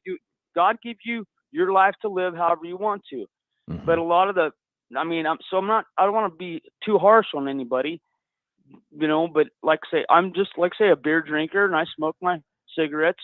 But like that, the pot always makes people lazy. It takes their ambition away from thinking logically. You know, that pot just slows their mind down. And I understand that, you know, alcohol is a downer too. But, you know, some of us people, and I think you're one of them, like me, constantly thinking, constantly trying to work harder, constantly putting things together to where things line up straight, you know, to where you can prosper in life, to prosper. Well, it's almost like they get so drugged up on these other drugs, they don't think of building anything, a business, growing anything, or how they're going to fix something. They don't think of that logistics. Their logic doesn't go that way anymore. It's almost like these drugs put them so down. It's like a comfort. So what is the feeling that they get I don't know the answer, but what does this fentanyl thing do? Like, So, I'm listen, comparing it listen, to I'm pot. glad you cocaine. asked this. Everybody, I've seen a lot of cocaine, a lot of that, and that cocaine, You must be a boy, them Democrat. boys are working hard all the time because they would be up for 7 days. They would never. That's the meth 7 thing days. too. Jay, there's a book out there, and I'm getting through it right now. I'm about a third to halfway What is it? through I this got to thing. read it. Yeah, listen, it's called The Molecule of More. And you can get it on Molecule Audible. of That's the only More. way I can do books. It's called The Molecule of More. And this is a book that really takes apart this one single thing called dopamine and what happens in not just different personalities, but different addictions. Once you get that dopamine rush, it hijacks the brain. Dopamine can do a million great things, but it can do a million bad things as well, depending upon how it's triggered, when it's triggered, that kind of thing. And so this book, through a whole bunch of analysis, sense. yeah, and it goes through and tears it apart and talks about how this is what happens with drug addiction, is that these dopamine receptors get hijacked, and pretty soon you don't want the dopamine feeling. You need that dopamine. You must have that dopamine feeling. But it also explains things like relationships in a way too. It talks about how there are certain folks for whom there's a dopamine rush with the newness of a relationship, and it causes them to run afoul of being able to stay either monogamous or consistent with one setting. I mean, it's a fascinating book, and I'm going to get through the whole thing. But when you ask me, what's the feeling? I don't think I can describe the feeling, but I can describe the medicine behind it, physiology behind it with this book. Well, somebody said that they were even given, that there was prescriptions, that they were given it from the hospital. Somebody said to me that. Well, hold on. Had fentanyl serves a legitimate function. There is medical grade fentanyl that they use for the management of certain pain, but that's under extremely regulated circumstances. And so, your worry isn't, hey, I'm going to take a pill from the doc and it's going to kill me. It's that these other folks south of the border, they simply don't care about the math or the science. They don't want to lose a customer, but they don't care enough to, clean up their process or anything. That's what Dave said. So it's got a legitimate medical purpose. What was that other one, that pain pill that everybody was getting? Help me out here. I don't remember the name of it. Well, opioids in general. I mean, or something like that. Or was it Oxycontin or something? Yeah, maybe codeine fits in there, but Oxycontin. Thank you, Billy. Billy says Oxycontin. That's Billy's mid-morning snack. That was from the doctors. That was from the doctors, and people were getting addicted to that stuff too. That's right. But that's pharmacy companies that were looking to get people addicted at the expense of their health to line their pockets. That part is true. And so you've seen the federal government, and you've even seen some AG's offices like Cynthia Kaufman started a big lawsuit that Phil finished up on some opioid makers. All that stuff is great. I get all that. But at the end of the day, if I asked you, I'm going to make you king for a day, Jay, king for a day. How do you first best tackle this problem in our state? Well, Jay, we lost you. My friend, we've lost you. Jay, I'm so sorry, my man. You were about to give us the solution to the drug overdoses in Colorado, and now we don't get to have it. Listen, this is a perfect time for us to cut away for a break. I do want to tell you about something also medical grade, medically supervised, and super effective. And that's our friends at the Rocky Mountain Men's Clinic. You may be heading into 2024 asking questions like, where did my joie de vivre go? Where did the wind in my sails go? I feel like the same guy, but I just don't have the same get up and go. I don't have that same energy, that same spunk. Maybe I just don't have the same relationship with my significant other. Rocky Mountain Men's Clinic exists to help you solve that problem, to overcome that. Maybe it's low testosterone. And by the way, don't feel any shame about that. It's not your fault. It's not something defective with you. You haven't done anything wrong. That's why there are tens of thousands of men out there who go through this process on an annual basis. It's just part of getting older, right? Like if your foot, like my heel, when my heel stopped working right and I had all that incredible pain, I tried to gut it out as long as I could. I went to the doc. She gave me a steroid. Boom, it got fixed.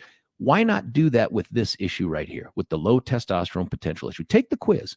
Go to RockyMountainMen'sClinic.com, easy to spell, RockyMountainMen'sClinic.com. Take the low T quiz on the website. It's only 10 questions. True, false takes you less than 2 minutes.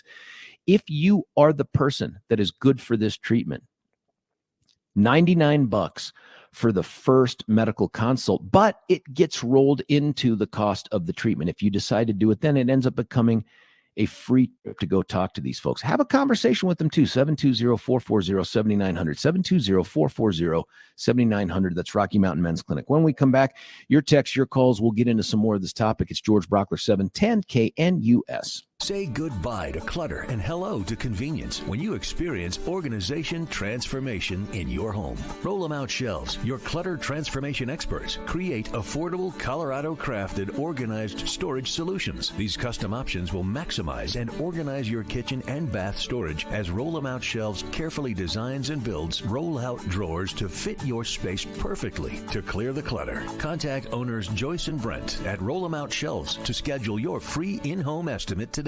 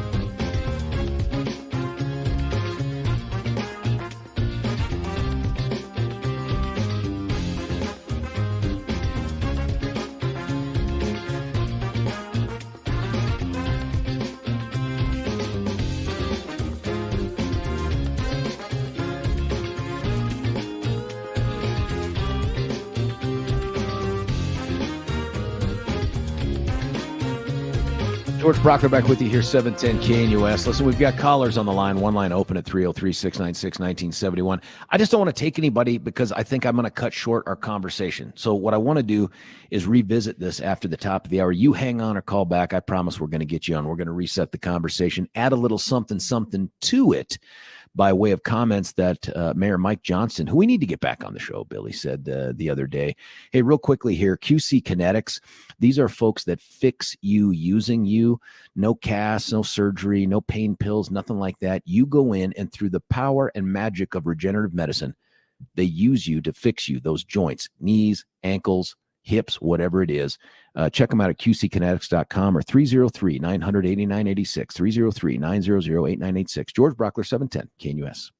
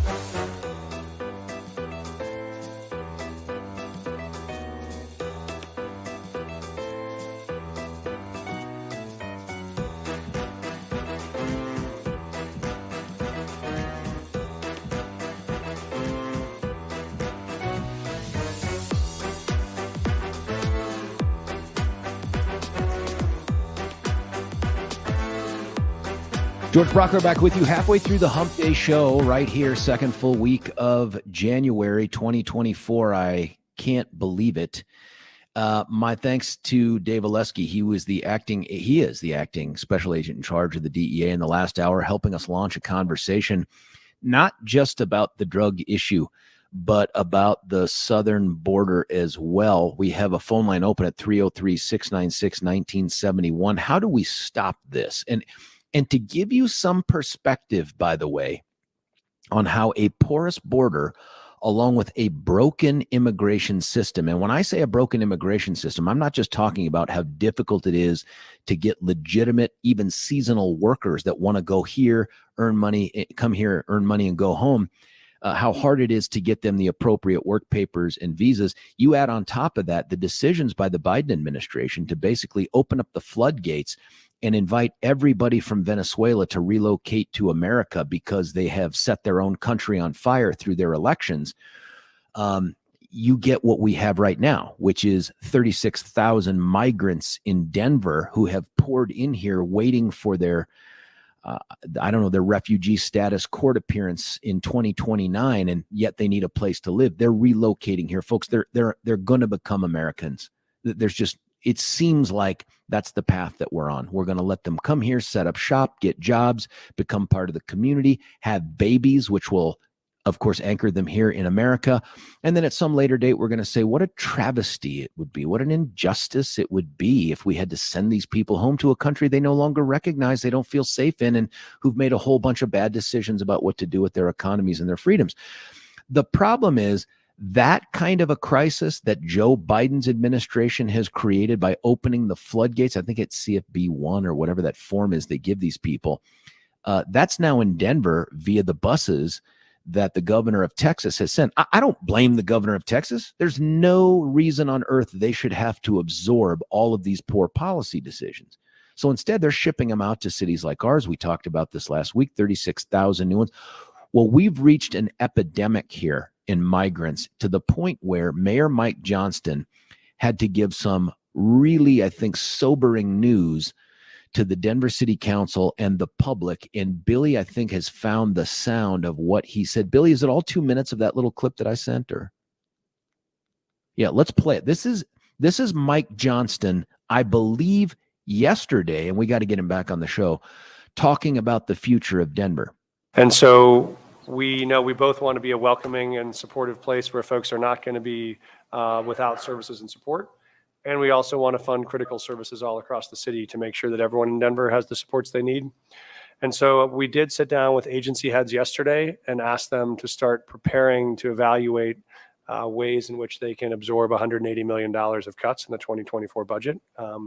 They are going to start talking to their departments and their teams about those scenarios, and we will try to take a look at how we can navigate that. But that process has started. Our city departments are in the midst of that conversation. That's a little bit of crisis one.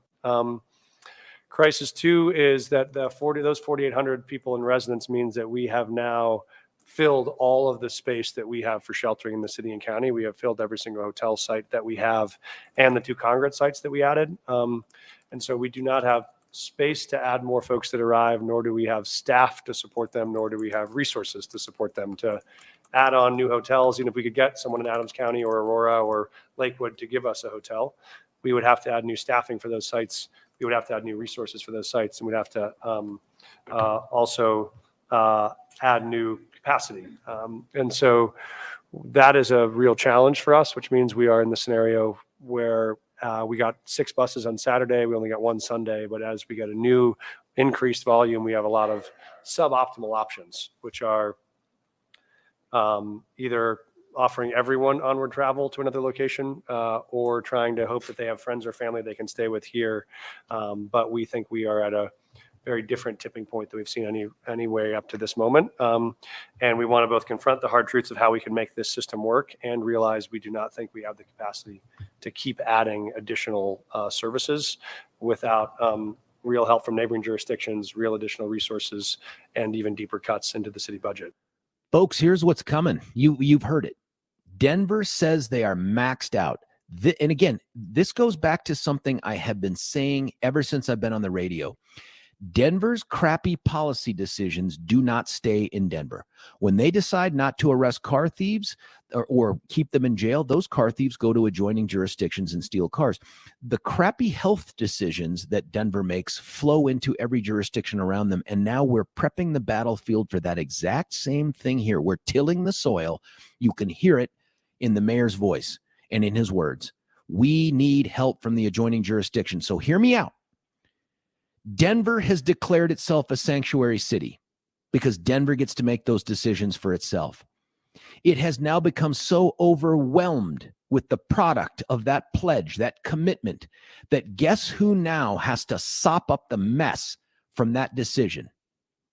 Oh, yeah, that's right. Arapahoe, Jeffco, Adams, Douglas. That's what he's saying here. This crisis cannot be solved in Denver. We invited the lightning upon us, but we want to grab hands with the other counties surrounding us. We shouldn't have to bear the brunt of all the electricity we called upon us. That's where we're at, folks. They are now going to call upon. Do you remember what happened? We had Mayor Mike Kaufman on just a few weeks ago when they reached out, and Jerinsky, Councilwoman Jerinsky turned us on to this. When they went ahead and had a contract with some, I don't care about people, just money, Quality Inn or whatever it was out there, the Comfort Inn, the long-term one, where they kicked out all the other people that are living there so that they could take on max capacity through the contract with that. Folks, that's coming. That's coming. You know what else is happening? If you look out at, it's winter, by the way, I don't know if you know that, and if you paid attention to Billy's weather report as well as the ones at the top of the hour, this weekend is going to be ridiculous. 18 degrees, 10 degrees, 15 degrees in successive days. That's you're outside, you die kind of weather. And here are these families that Biden has invited up into America that have been sent to a sanctuary city because that's what they want. And now we're going to be stuck with, we can't let these people die. Well, I agree. We can't let these people die. So now what? Well, guess what the answer was out of New York? There is a school out there in New York, and I cannot now remember the name of it. Madison, was it James Madison, Billy? If I'm wrong on that, correct me. But I want to say James Madison. And during their little winter crisis here, they have chosen to keep all of the kids and teachers out of the school to go to remote learning so that they could convert the school for a short period of time into a migrant shelter. Folks, America is unraveling from the inside out over stuff like this. We are changing the fabric of our country. And here's where it's going to show up in Denver. Not in Denver. Douglas, and you know what, just a prediction. This is what else is going to happen. You know, today we launch another wacky, crazy ass legislative session with the whack jobs in charge of the General Assembly. They're going to think in terms of what laws can we pass to hijack local control, to coerce counties and cities outside of Denver to swallow this migrant crisis. I promise you those conversations are being had right now. I mean, look at what they were willing to do last year, and they'll do it again this year with just land use. They're going to hijack localities from deciding things like, we'd want to have single-family homes in this community. No. The smarties in Denver and Boulder have figured out that they can change the law to prevent that, so that now some group out of Denver, some organization, some bureaucracy out of Denver can decide whether or not someone can scrape the single-family home in your neighborhood and replace it with a multi-unit dwelling. Because you know what? We just need the space. That's what the legislature is willing to do to answer the problems, my God, it created. So here's Denver. We're a sanctuary city. Please come here, migrants. We love you. We want to take care of you. We'll spend our taxpayer dollars on this. And then all of a sudden, we hear from the mayor, well, we're maxed out. We're maxed out. We're going to have to spend $180 million next year to take care of this crisis we invited upon ourselves. And we're going to need to rely upon the outlying communities to help us deal with our crappy policy decision. Yeah, I'm kind of pissed off. This is what happens when you have single party control of government at every level. And in Denver, it's been that way forever, but now it's the state. You don't have a governor that's got the backbone to stand up to these nut jobs. You have an attorney general who's running around the state doing everything but try to protect actual Coloradans. Instead, he's trying to get himself elected to be governor in 2026.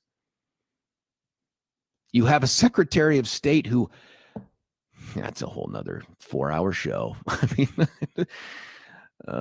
go take a look at her Instagram page. Don't do it while you're eating, but go take a look at the Instagram page. This is a woman in love with herself. There are more images of her on Zoom calls with CNN, MSNBC, fill in the Pravda, I don't know, than you could shake a stick at. But we have people at every level of government distracted from doing the hard work here of trying to protect current Coloradans from this crisis. And we're stuck. We've got 500 people dying in Denver, this spike in deaths. Nobody looks back and says, maybe this has something to do with that border.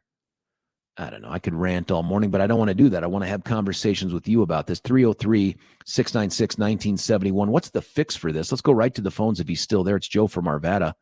Joe, you're on 710. What do you think, sir? Good morning, George. Good morning. I couldn't agree with you more. We finally agree. Look, mark this, Billy. Mark this down. We're going to have to highlight this. Yeah. In fact, to every listener out there, when you hear the media say, oh, there's a fentanyl problem, does the fentanyl have a problem? No. There's a migrant problem. Are the migrants really having a problem? No. It's a whack job problem. We have whack jobs in charge that are the problem. That's the problem. We need to whack the whack jobs. If I asked you what your fix is, I'm going to guess that the first fix is, hey, let's get Trump back in place to try to approach the border the way he did when he was in power. And I understand that. And you're welcome. George, you're a prosecutor. You have surmised the subject of my call. Thank you. Well, let me ask you, but you can do that. But let me ask you to take a more local approach. What can we do here in Colorado while we're waiting for that result? What can Coloradans do, or even Colorado government, if they were even open to it, to address this issue? Well, I'm one of the sticks in the mud that'll stick it out. But in general, what will happen is that non-whack jobs will leave. And that is true in just about every blue state. In fact, I was looking at a Daily Mail survey that showed the top the top drug problems by state, and guess who is the top color? They rate them. Oh, Colorado, California, Vermont, Washington.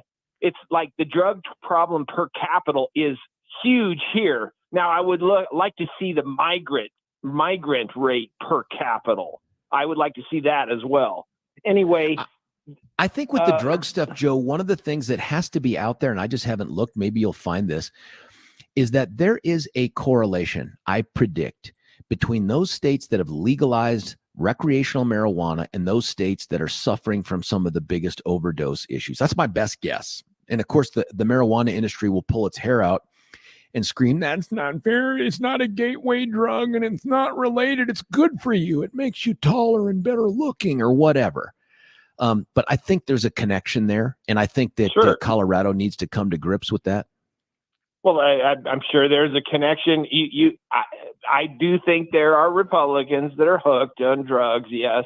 But I would tell you that if you did a strict survey, you would find that the drug appeasers are in the Democrat Party. In other words, the ones that want to go easy on all of these criminals are in the Democrat Party. And the number one appeaser, Joe Biden. Why? He wants to invite his Chinese buddies to, yes, capitalize on American deaths. That's right, capitalize on your fentanyl son. His dying is a boon to Joe Biden. That's right. You're letting them in the border. That's what's happening. I'm not a conspiracy guy, as you know, but I am willing to readily agree with the idea that China is well aware that what it's peddling shows up here in America and becomes a resource suck, an issue for division amongst American people, and actually causes, I think, for them, the happy coincidence of deaths, whether those deaths come on the streets or from people, in the upper middle class who mistakenly take some pill they think is something else. I know that China knows what they're doing. I believe they want this outcome. This isn't a conspiracy thing for me. This is geopolitics, and I believe China's invested in this outcome. Well, imagine if there was a program that was run by, you fill in the blank, China, North Korea, whatever, that came into America, killed 100,000 plus military-aged men every year ad infinitum. Just keep going. It's going to happen every year, and it's getting stronger every year. So you couldn't have a war that would do that. We would win it, but fentanyl is doing it, and you can thank your local Democrat. Last question, Joe. Do you think, I'm just hypothesizing here, because we can no longer count on the General Assembly to do a single meaningful thing for anyone outside of Denver or Boulder. They just simply refuse to do it.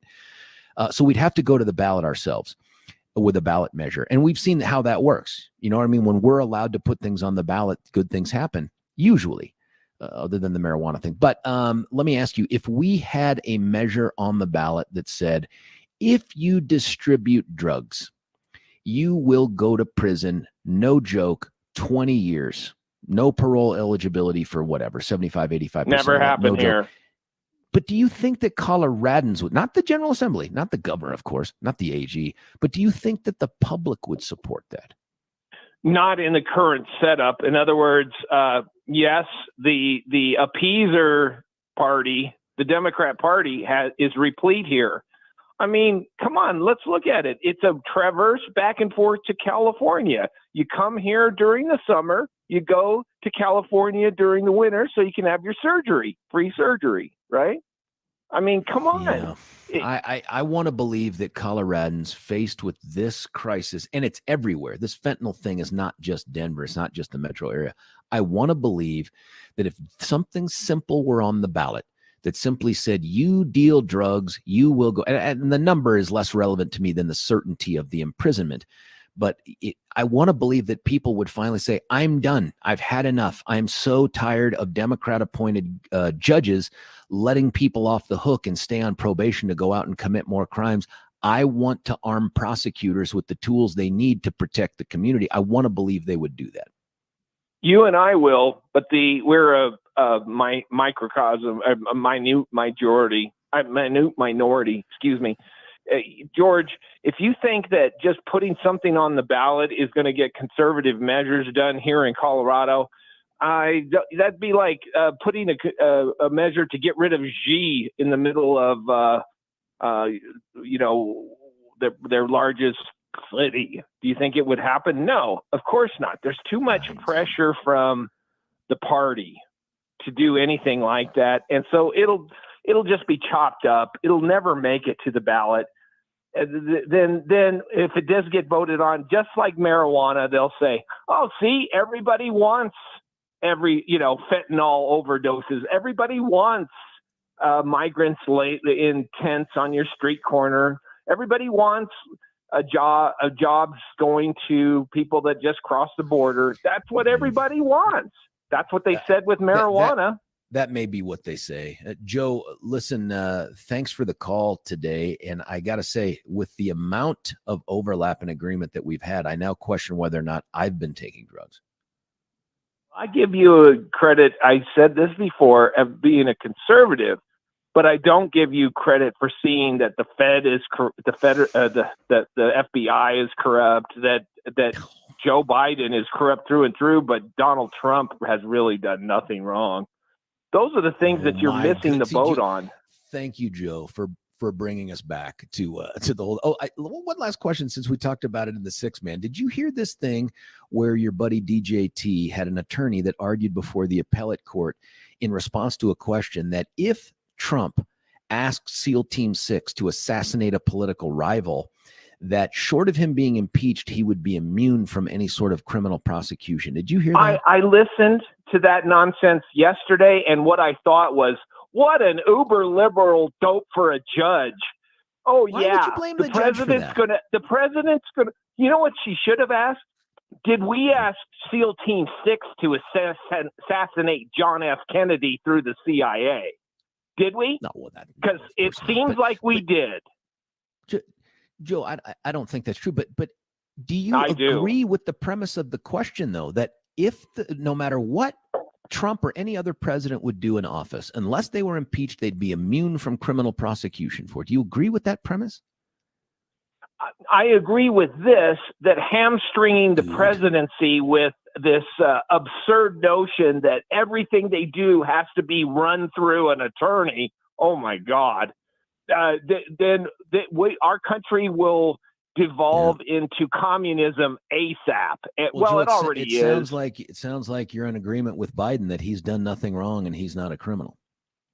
Well, I think this impeachment should happen, but first you have to have Republican senators to vote for impeachment. It's not going to happen with 51 Democrats. Immune. So he'd be immune. Well, I look at it like this. What did the founders say?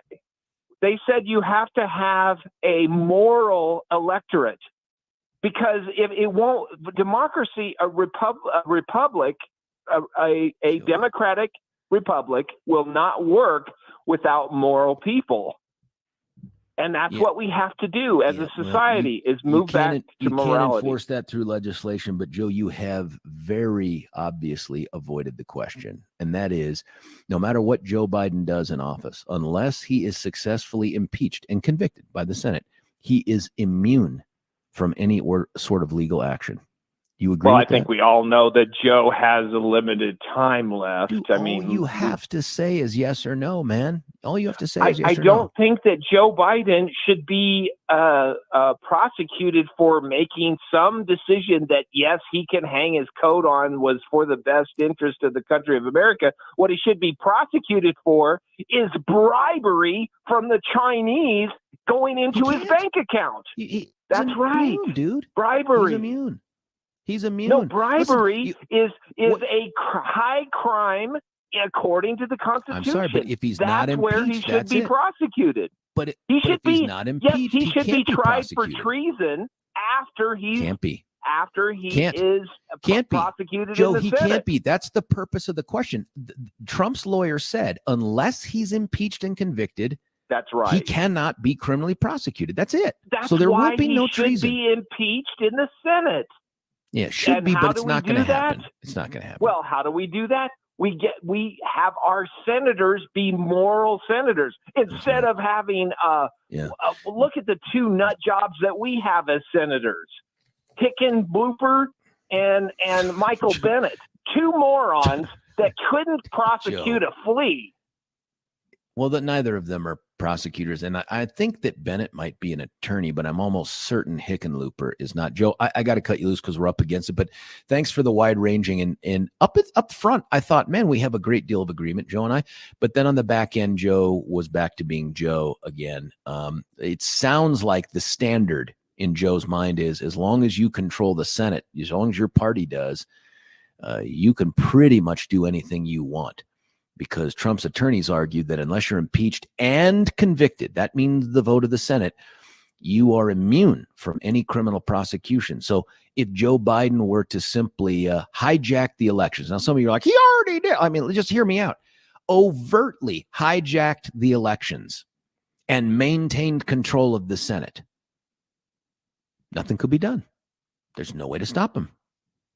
Because under the argument that Trump's attorneys made, he'd have to be impeached and convicted for there to be any possibility of criminal prosecution. Think about how bonkers that is as a standard. There's nobody on the planet Earth I would trust with that kind of power. I'm not even sure I'd trust JC if he came back with that kind of authority. Holy smokes. Hey, listen, we've got a bunch of texts coming in here. We're going to do this thing. Well, wait a minute. Here's someone. George, I almost changed stations when Joe came on, but he was actually pretty decent today. I agree with that. Bennett is an attorney. It's how he got hooked up with Anschutz. I think that's right. I do remember that. Here's your moral person, Bobert. That's what somebody texted in. Conservatives need to stop comparing Colorado to California. We're worse now. And when you travel to other places, people always think you smoke weed. That statement is 100% true. I do think in some aspects we are worse than California. We are the leader. But it's true when I go around and talk around the country, and I do all the time. When you say you're from Colorado, invariably somebody says, hey, that marijuana thing. And it was much worse back in the early half of the 2010s. Hey, let's do this. Let's cut away for a break after I tell you about Gay Ribble with Empower Home Team at Keller Williams. Gay was going to be in the studio today, but we're going to reschedule to have her on next week. She is a fountain of great information if you're in the market for trying to sell and or purchase a home for your family. Whatever your current situation is, maybe you're looking to upgrade, maybe you're looking to downsize. It kind of doesn't matter. This market is as challenging as any we have seen in the last 10 plus years. Whether it's the financing, the availability, the competitive nature that drives up prices, you don't have to swim those waters alone. You can go to sellwithcertaintycolorado.com, sellwithcertaintycolorado.com. You get made a ton smarter by all the free information they put out there to make you a better client and customer. And then you give them a call, 833-301-SOLD. Join the throngs of folks who have been not just satisfied, but their expectations blown away by the fact that these people sell more than others. They sell faster than others. They sell for more money than others. That's what you get with Gay Ribble and the Empower Home team. 833-301-SOLD, 833-301-SOLD. When we come back, your calls at 303-696-1971, your texts, and a little bit of a teaser here. Somebody not Dave Williams is running for Congress in the 5th. He's going to join us at 9:03. Stick around for that as well. It's George Brauchler on The George Show, 710 KNUS.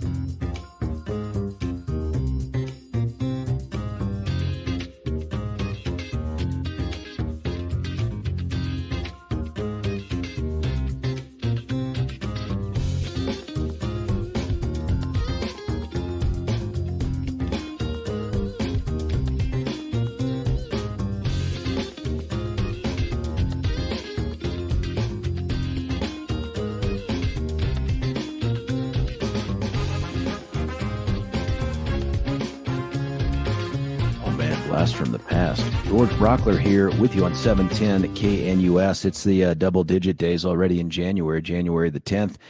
We are more than halfway through the Hump Day show. We are talking about homelessness, drugs, the southern border, the connection to all of them in Denver, and it's coming to a metro area community near you. Adam, you're on 710 KNUS. Adam, what do you think? Hey, good morning, George. How are you? Good morning. Good. How are you doing? Oh, good to be alive. Set the bar low. Yeah.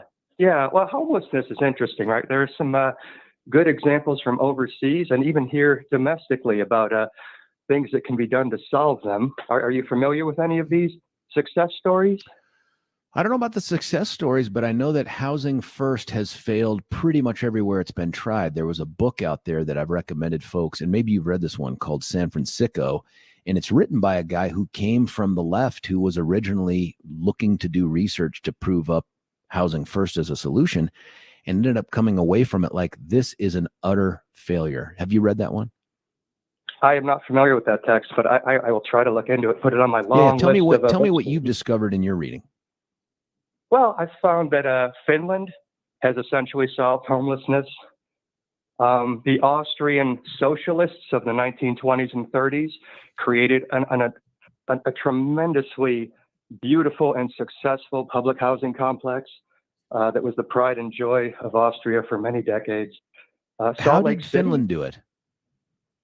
Finland is probably the best nation on the planet. They have just about everything we on the left. By what measure? Right. Well, there are so many factors, right? First of all, there's very little income inequality in Finland because they fund all schools equally, and I think that's one of the keys to their success. What do you think about doing that? I mean, people that are in favor of equal opportunity for everyone. I mean, obviously, that's not the case here when we determine funding schools by property taxes. Ensuring that rich kids is that the reason we have the homelessness issue that we've had? I mean, it's exploded. You'll remember that Senator Hickenlooper, when he was mayor, created that road to homelessness program or whatever it was called. It's worse now than it's ever been. Right. Well, you couple a highly unequal education system that doesn't prepare scores of millions of Americans to succeed in the world, and then you throw in a safety net with more holes then, I mean, it really can't be called a net in this country anymore, right? It's been ripped apart. So this country just positions itself poorly as far as taking care of its lower classes. It doesn't do what almost all the other developed countries do, and we suffer greatly as a result of this lack hang on, of government. But Adam, Denver has spent somewhere between you're still staying in the United States. $45,000 to $50,000 per 1,000 homeless people it pulled off the street through that program. That's not a lack of resources. Right. What do you think about funding all the schools equally? Let's start as there. A solution to homelessness. I don't think that's a solution. I don't think that's a solution to homelessness. It's certainly a huge factor when you don't give people the tools to take care of themselves via a quality education. You're sort of robbing their capacity to go out and succeed. You know, I mean, the amount of human capital lost in this country is tremendous. But just on that issue alone, can we just go there for a second? What do you think about funding all schools equally nationwide, like Finland does? Yeah. Well, listen, I don't want any nationwide policy regarding education ever. I want education to be a local issue. And while there's probably a role for the state to pay there in funding, we see that in Colorado, I'm also not looking to redirect funds from one community who's made smart decisions about how to spend their education dollars to a community like Denver that does not. I'm not looking to do that either. That wouldn't be fair. And then the people in those communities complain about the country falling apart, and they don't understand the role that they're playing in it by hoarding all of the resources. Sorry, but hoarding, you mean generating. You mean generating the resources. Look, there is not an equal opportunity in this country for the lower class, and it's dragging this country down. One thing that could be done is healthcare for everybody. We could fund all the schools equally. Those would be huge things. All the other countries do it, and they have better results than us. You just don't see. Hold on. If the idea here is that the homeless issue is so paramount that we have to cede individual autonomy and freedom, or even local freedom and autonomy, to the federal government so we could have nationalized healthcare and nationalized education, hard pass. I'll take the homeless. How How about not the homelessness issue, but democracy at large? Do you value representative government? Yeah, Because I'm a participant, man. I'm a participant. I've been elected. Are you a supporter? Do you think it's the best system? I do. Yeah. Well, then we've got to address the inequality in this country. And I recommend you spend some time with how do you equate those two? My vote's worth no more than yours, Adam. Adam, my vote's worth no more than yours. That feels like equality. Oh my goodness! Come on, are you being serious? Yep. Do you not 100%, understand how corrupt our elections are and how they favor the wealthy? Do you not understand the systemic issues here of campaign funding and advertising that really prevent the lower classes from having any political redress whatsoever and robbing us? Hang on. So you would like to also nationalize elections? Well, how do you want to pay for them? Do you want the billionaires to pay for them? Because that doesn't seem to work. Oh no! Listen, I've made my position. I've made my position pretty clear, and that is, I think you ought to have the freedom to contribute as much as you want to any candidate you want, as long as it is fully disclosed to the public, so that they can digest that into their decision making about who to vote for. But this idea that we're going to have a government-funded elections, hard pass. Why not? Why not?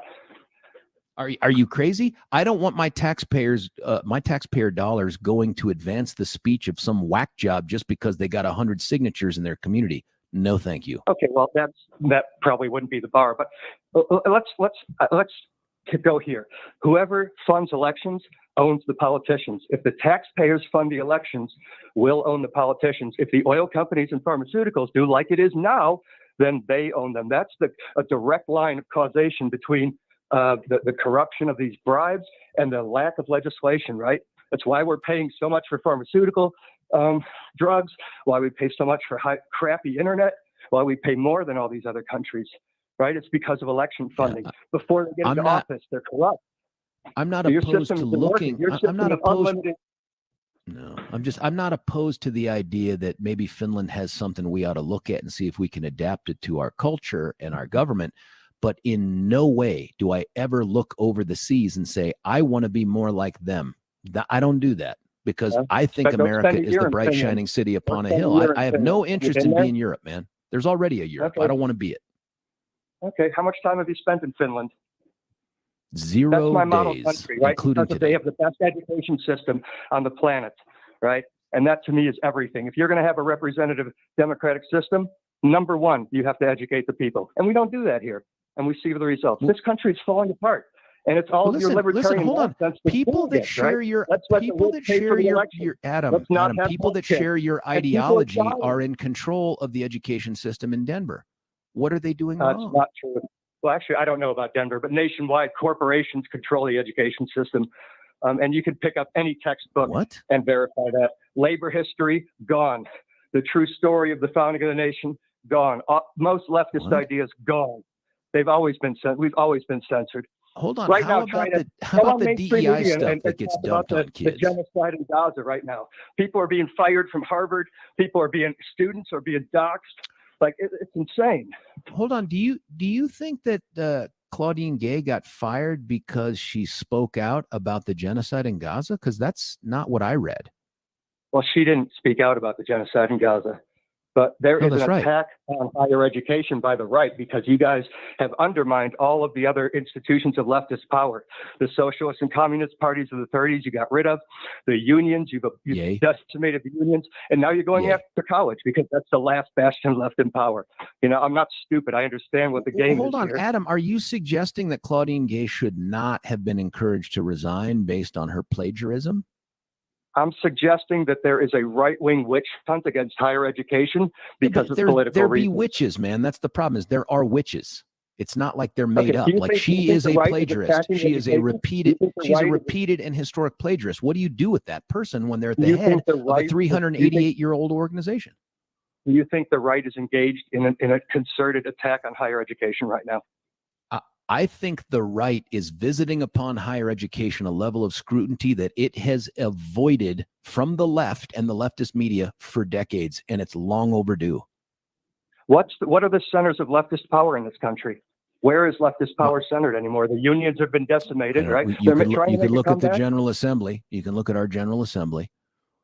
You can look at California they're all probably government. bought by corporations. You think there are leftists fighting for health care and higher wages there. But have you seen the Family Act? Hold on. We passed the Family Act. That's a step towards this idea that government knows better. Name to me the government program you think, man, that's efficient and it really works. What is that? Because that's who's going to take over government in your model. Imagine if Elon Musk owned Yosemite.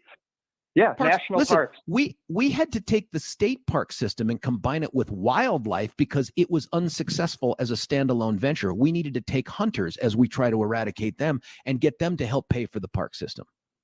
Imagine if Elon Musk owned Yellowstone. Do you think you'd be allowed to take your family there? Why would he own Yellowstone? Well, if the government didn't, it would just be who's going to own it, right? It's just going to be purchased by somebody, right? Oh, I like that we have a national park system, but to suggest that somehow they're an efficient use of government dollars in the way they do business, how about the post office too? How about name the other government organization where you're like, when we take over healthcare, that's the model I want to follow. Right. Again, Finland. No, not Finland. Our own government, buddy. Our own government. Yeah, name that organization. Here's what I can't do, George. I can't name a government institution or a system in the entire country that hasn't been completely taken over by corporate interests and the billionaires. So yeah, they don't work, George. So hold on. So your answer is let's turn over more of our lives to the government. Billionaires more tax cuts. It's not the answer. You think that's the reason we have isn't the answer. Adam, we have a homeless problem because of that, because of tax cuts? Educating people. How about the idea that Denver has invited in 30? I thought we've gone deeper into ideology. Adam, and I'm enjoying this conversation, and I appreciate that you're letting me have it with you. Yeah, I'm just saying, Adam, maybe part of the problem is the folks in Denver invited 36,000 migrants into the city over the last year through the sanctuary city status. Maybe that's part of the drain on the resources that keep them from providing more money for more equal education across all of Denver. Maybe that's it. Maybe it's the fact that they have a permissive attitude. Buddy, hang on. Maybe it's because they have a permissive attitude towards crime. And more businesses are questioning whether they want to come back to Denver to do business. Maybe it has something to do with those leftist policies. The last time I talked to you, I spoke how immigration is used as a scapegoat, right? To take our attention away from the corporate power that has wrecked this republic. Mm-hmm. This republic has been wrecked by maybe all corporations should be owned by the government. Maybe all corporations should be owned by the government. And that way we can become the USSR. George, in 1959, Norway discovered vast oil reserves, and they nationalized them. And now 50% of all the profits from anyone who extracts those resources goes to that government. It's been 65 years. How is that project working? I think we could nationalize. We have the biggest natural gas and oil fields in the world. Holy cow, we could provide healthcare 10 times over for our people. But instead, we let big corporations. Even if the government had the funds to do it, Adam, even if the government had the funds to do it, I would never, ever, never allow the federal government to make decisions about my health care. Where's America first? Why not use those resources for us instead of letting foreign corporations come in and extract them? Sure. Yeah. Sure. Adam, it sounds like it just sounds like you are fully invested in the idea that government is the answer to all of our ills. George, why has Norway been so successful? No, just answer the question. Do you see government as the answer to our problems? Is government the answer? Only because I asked you a question, dude. Yeah, no, it's a two-step process, George. The government regulates the business sector, and the people regulate the government. So you've got to have an educated population. We have that right now, friend. We have it right now. No, we don't. We don't have an educated population that is regulating the government, and that's why the government doesn't work. And you can sit here and say, look how broken the government is. I'm not giving them more money. And I'm telling you, the answer to our government being broken isn't libertarianism. It's education and progressive regulation. It's Teddy Roosevelt and Franklin Roosevelt. You lost the list. It's what's worked in the past, George. No, my friend, it has not. There's a reason. There's a reason why. Grow at its greatest rate? George, when did the middle class grow at its greatest rate? When was the boom of the middle class in this country? Adam, here's the problem. I don't see the rest of the world saying, I want to relocate to Norway and Finland. I want to be just like Norway and Finland. Yes, I don't. You do. I don't see that. Yeah. Name the country that says, I want to be Norway when I grow up. Which country is that? George, what's wrong with Norway? I'm just asking you, but every time I ask you a question, you ask me a question. Try answering one, man. I've answered many of your questions. You're not answering mine. How has Norway been so successful for 65 years with socialism? How We're have they going made to it have work? to define the term successful. Right. Happy people, high GDP, low crime rate, long lifespan. That's how do it, you man. define it? The freedom piece is less important as long as you can be happy at the hands of government. Then it's okay. We can have peace. We just don't need to have freedom. We can have low crime. We just don't need to have private property. Let's come on, man. have American freedom, where thousands of people die every year because they can't have health care, and millions of people struggle to just with health care is a indignified right, is it? lives. Something the Our government gives you society that's a isn't right? working. You show me where your ideas are working, George. Where is this free market? Nobody, the rich don't pay taxes and deregulation. Where is that working? I'm Buddy, pointing to I would examples of love my to try. I would love to try the free market in medicine, but the Where has it lefties worked? won't let that happen. Where has it worked? Your whole ideology has no intellectual foundation because you can't point to one successful example. That's not true, man. And when you look at Where? who has Where? ameliorated, Adam, when you look at who has ameliorated suffering in the greatest numbers and provided the greatest freedom across the planet, it's capitalist countries, not socialist countries. Oh, dude. Oh, Billy tells me I just talked through. Adam, I'm so sorry, man. We're going to cut away for a break. Let's see if we can come back in the 9 o'clock hour. Jeff Crank. It's George Brauchler, 710 KNUS.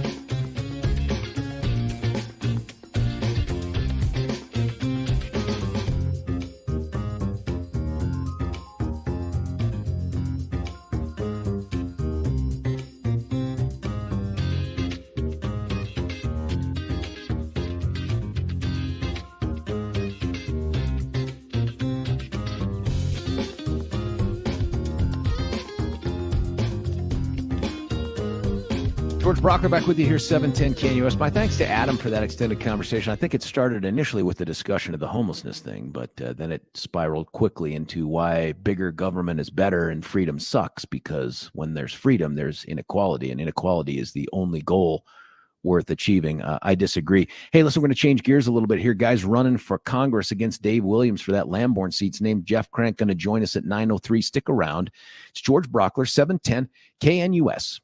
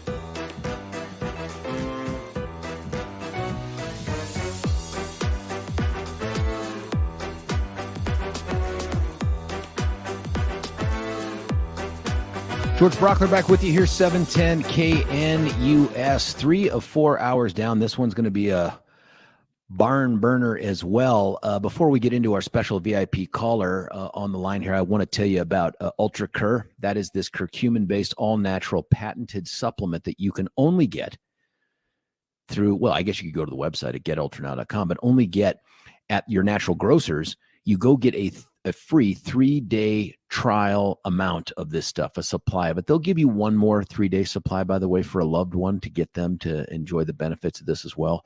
But here's what you should do. Go to getultranow.com. Check out all the things they have, including the studies that they've done, and it shows that like half the people that take this experience some sort of relief, antioxidant, anti-inflammatory, positive health benefits, better sleep within 48 hours. And half of those within 2 hours, which is crazy effective. But go out and do your own research on just curcumin. Now, this is a very patented, specialized use of that, but go check it out. It's incredible what curcumin can do, and these folks have found a way to give it that extra kick and make it even that more effective. So check them out at getultranow.com, getultranow.com, but go check them out at your natural grocers. Get to the Vitamin Manager, get your 3-day free supply, and you're off to the health races. Listen, I think he's on the line right now. Billy, do we have the big man? Oh, I'll check my phone right now. Hey, listen, it's a guy who I've known for a long time. He's a buddy. He's also decided to do something crazy. I want to let him talk about it. His name is Jeff Frank. He lives down south in El Paso County. Jeff, thanks for joining us. Thank you, George. I appreciate you giving me the time. Buddy, busy time for you, by the way. What the hell's going on? Well, yeah, I've decided, Congressman Doug Lamborn, decided he was not going to run for re-election, and given it, a lot of thought and prayer, and I'm going to get in the race for the 5th Congressional District. I think it's, just absolutely imperative that we have good leadership. I think Doug Lamborn was a good congressman, and, I thanked him for his service, and he and I have met.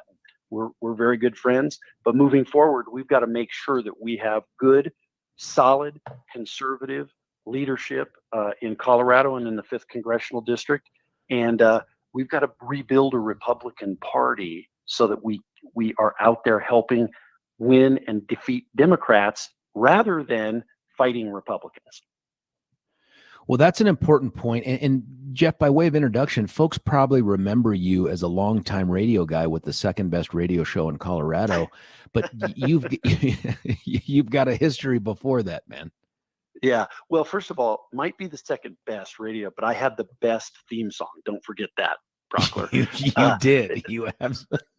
That's very true. You did. So yeah, I spent about 8 years working on Capitol Hill. Was various roles for Congressman Joel Heffley, who was a representative from the 5th Congressional District. Served as his administrative director or chief of staff there in Washington as well. And I did that for 8 years, came back to my home. I've been born and raised in Southern Colorado, came back to my home and lived, moved back to Colorado Springs, worked for the Chamber of Commerce for a while, and then ran for Congress in 2006 when Joel Heffley retired. I lost that race by 892 votes in a 6-way primary. But you know what? I lost to Doug Lamborn. There he is. Was a blessing. It was a blessing. God blessed me really in the intervening years. From that led to a talk show. I was on the air for 14 years in Colorado Springs. I helped found the AFP chapter in Colorado, the Americans for Prosperity chapter here, and just went on to continue to work for Americans for Prosperity. Served as their chief operating officer for a little while, and am a regional vice president with Americans for Prosperity now, helping try to get liberty and freedom flourish across the United States. AFP, obviously, undeniably conservative and undeniably successful at what they do. You've had a successful life post that less than 900 vote loss. Why screw it up by going to Congress? Well, that's a darn good question that my wife asked me this morning. No, it is interesting. And this was a struggle to make the decision to do this because I do have a comfortable life. In fact, the job that I have, I'm doing a podcast now for Americans for Prosperity. And, I kind of travel the country and do speeches for them and things like that. And I told somebody, if I went to 10 members of Congress and asked them if they would like my job, how many would take it? And a former congressman, Bob Beaupre, who's a good friend and endorses me, by the way, said 10 out of 10 congressmen would take that gig. They would take that deal. So I looked at that, but it ultimately came back to, Congress is dysfunctional. The Republican Party is dysfunctional in Colorado, and we've got to get some adults back in the room. And it's just that simple. We have crushing national debt. It's the highest it's ever been, $34 trillion. We've got to get the country saved. This is imperative. And so we've got to have people who are going to go to Washington, not just do platitudes, but actually talk about like eliminating whole federal departments, literally slashing the size and scope of the federal government, returning power to the states, and getting this government right-sized so that we can survive as a country. And it's that simple, George. We're talking with Jeff Crank. He's made the decision, reckless, perhaps helpful, though, to Colorado and America, to run for CD5. That's the seat being vacated by Doug Lamborn. Do you have a website, Jeff? Well, it's going to be up very soon, website. I did have a Jeff Crank, obviously had a Jeff Crank website, but this is coming on. We're about ready to announce this. I would imagine in the next couple of days, we'll have a website up and running. Before I ask you, and I know you don't have a ton of time with us, but before I ask you priorities like that day one when you get in there, I do want to ask about the process to become elected, because we also had on the show earlier this week a guy named Dave Williams. You may have heard of him. He's from down there too. He is the state party chair and has made the decision to remain the state party chair while he runs for CD5. Any thoughts on that? Well, sure. It's a lot like Democrats in Washington, D.C. do. Stay in power so that you can abuse it, so that you can punish your political enemies. That's essentially the same pattern. And, that's what's wrong. That's why the Republican brand is ruined, is that people like Dave Williams get in the game. They do it to help themselves, not to help the party, not to help liberty and freedom, but to help themselves and the candidates that they support. And so when they do that, they're acting just like the people that they claim they oppose in Washington, D.C., the people who are, selectively prosecuting people based on their political priorities and agendas. So, we need to restore a rule of law in America. Nobody knows that better than George Brauchler. Yeah. We need to restore a rule of law in America. Agreed. And in the Republican Party of Colorado. Now, nobody wants to give name ID time to opponents or anything, but when the dust starts to settle on the early parts of this campaign, and you guys are in it, man. I mean, listen, a year from now, someone's going to get sworn in Congress in Doug's seat. How many people do you think on the Republican side are going to jump into this thing? I don't know how many people would. I would hope it would be, a smaller number. I think there is a very common theme amongst everyone here that everybody except for Dave Williams, right? That we do need change. And I think, the smaller the field, the better off that is to do it. I think Dave Williams is going to do his best to try and get as many people into the race as he can. Question is how many people will play into that and, continue to try and, get in whether they can win or not. And, elections, as George, you've been through a bunch of them. They have, they certainly have consequences, and people who get in who can't win, but they get in because of ego, or they get in because of, hey, I've always wanted to do this, or, it was my grandfather's dream. They can change, they can alter the course of history by getting in. And so I hope people would think long and hard. And obviously I would hope they'd take a look at me and say, Jeff represents me and the values I believe, and I'm going to support him. Jeff, somebody texted in here a question, assembly or petition, and they left this out, but this is a possibility too, or the hybrid, which more and more people are doing. Any thoughts on that yet? Yeah, I certainly do. When I ran in 2006 and 2008, I went through the assembly process. I won it in 2006, and I won it outright, unopposed, in 2008. So I've always been a fan of the assembly process, but actually my decision in this race really goes to the heart of what's wrong right now with the regime in the Republican Party, is I'm going to petition on because I don't trust them. How can I trust someone? It would be like, trusting, the folks that are selectively prosecuting people at the Department of Justice right now. If I were to do that and go through the assembly process, George, how do I know? How do I know they're going to be fair in that process? Well, actually, I know they probably aren't going to be fair. So I'm not going to let them control the destiny of my candidacy, and I'm not going to let them control the vote for the citizens of the 5th Congressional District. I'm going to petition on.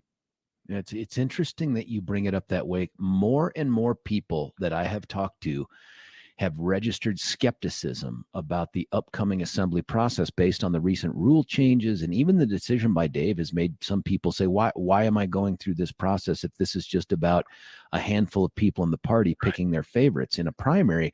It's very interesting to see how this thing will play out. Real quick before I know you have to jump off, your priorities. Day one, you get sworn in. What is it? What's that law change or rule change or thing change that needs to take place that Jeff's going to champion? Well, there's lots of things, but one of which would be, I think we need to pass a law in Congress that would require the Congress of the United States to get the budget done by the end of the fiscal year. And if they do not, their paychecks stop. And as soon as if they can't get it done by then, members of Congress don't get paid a salary. I think it would force members of Congress to get the job done, get back to business, and get the process done and stop some of the nonsense.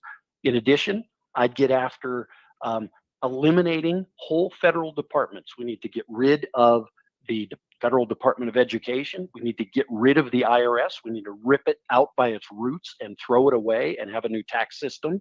We need to get rid of the Department of Energy, the Department of Commerce. I mean, we need to really go and make a change in Washington, D.C.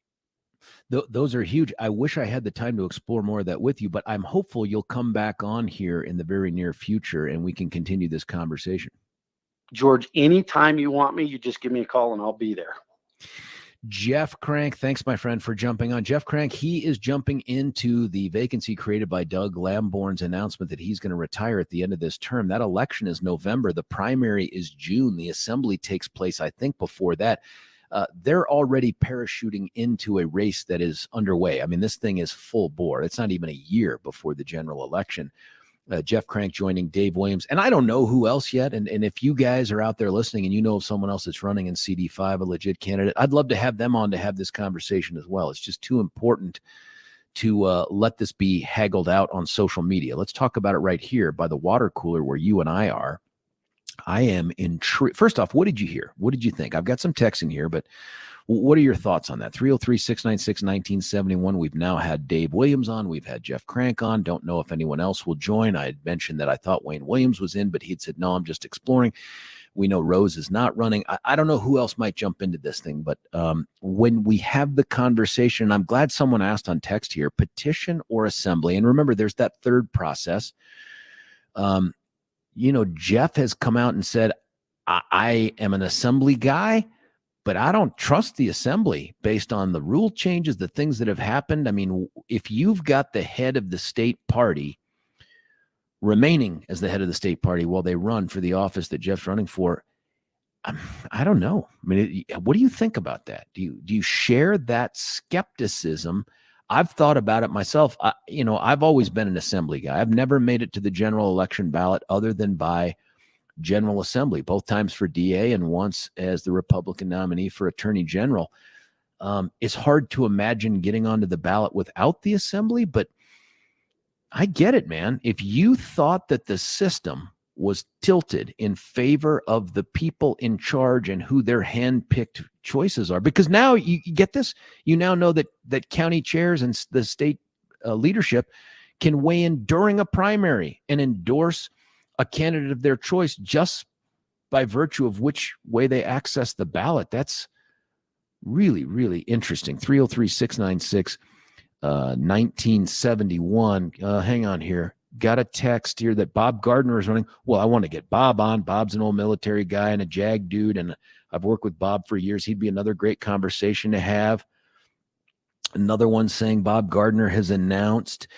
Billy, I know it can't be today, but let's put our heads together and figure out how to get a hold of Bob. And if you're out there, folks, and you're listening and you're like, I know Bob, tell Bob we'd like to talk with him on the air about this very, very important race. 303-696-1971 is the number. I'm going to cut away for a break, let those phone lines get filled up, and we're also going to take some of these texts. There's a ton, not all about this, but a ton of texts, and I just want to make sure I honor the people that are listening and participating in getting this information out there.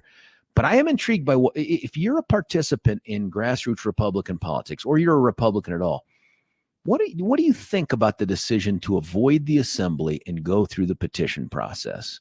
Does that change your opinion about it? Does it even matter to you when it comes to voting for someone for Republican nominations? So interesting. 303-696-1971. I want to tell you about my dentist, Dr. Richter and Snyder. And of course, even though she's not really part of the ad, I keep talking about her all the time, Shiloh, who is the dental hygienist that they have saddled with me as a patient every single George, time I've been in there. What's that now, son? You know, we are going to have Doctors Richter and Snyder in studio tomorrow morning. Uh-oh. Yeah. No. Don't worry. Buddy. Everything we're doing here doesn't change any of the setup that we've talked about behind the scenes. Everything's cool. But I just wanted to let the listener know we're good. We're totally good. It's just tomorrow they're going to be in studio, so you got to start prepping the idea about, what'd you find in the mouth?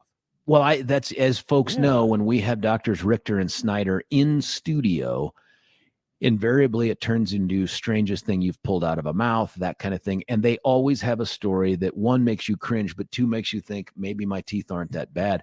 I am hopeful we can convince tomorrow Billy and his family to make the transition from killer dentist to people that don't kill you, Doctors Richter and Snyder. It's such a great experience. I went over to them when we started talking about doing some sort of, promotion, and because I didn't want to promote someone or something that I hadn't, given a fair shot to, and I fell in love with it. I mean, it's a great location, Stroh Road, Parker Road, right down there. So easy to get to from every direction, north, east, south, and west. And the setting is just so relaxing. The people so nice and fun, and you feel like when you walk out of there, man, this was great. Like I got to run into some neighbors I hadn't seen in a bit, and oh, by the way, they happen to be experts in dental health. I think you ought to go check them out. You can check them out at twinaspendentalcenter.com. That's twinaspendentalcenter.com. The other thing that you can do is to give them a special call here at, for the love of Pete. As soon as I did that, Billy, my screen went blank and I lost the dang phone number, which I have given 8 billion times. And yet somehow when I needed it right at my fingertips, of course, I say that again, my friend. Hold on. I've got it right here. What an idiot. This has nothing to do with my teeth and everything to do with my brain, and they can't help with that. 303-841-7466. 303-841-7466. I'm going to get the tattoo in an easy to reach but hard to read place. You should check them out and get your teeth all squared away. It's George Brauchler, 710 KNUS.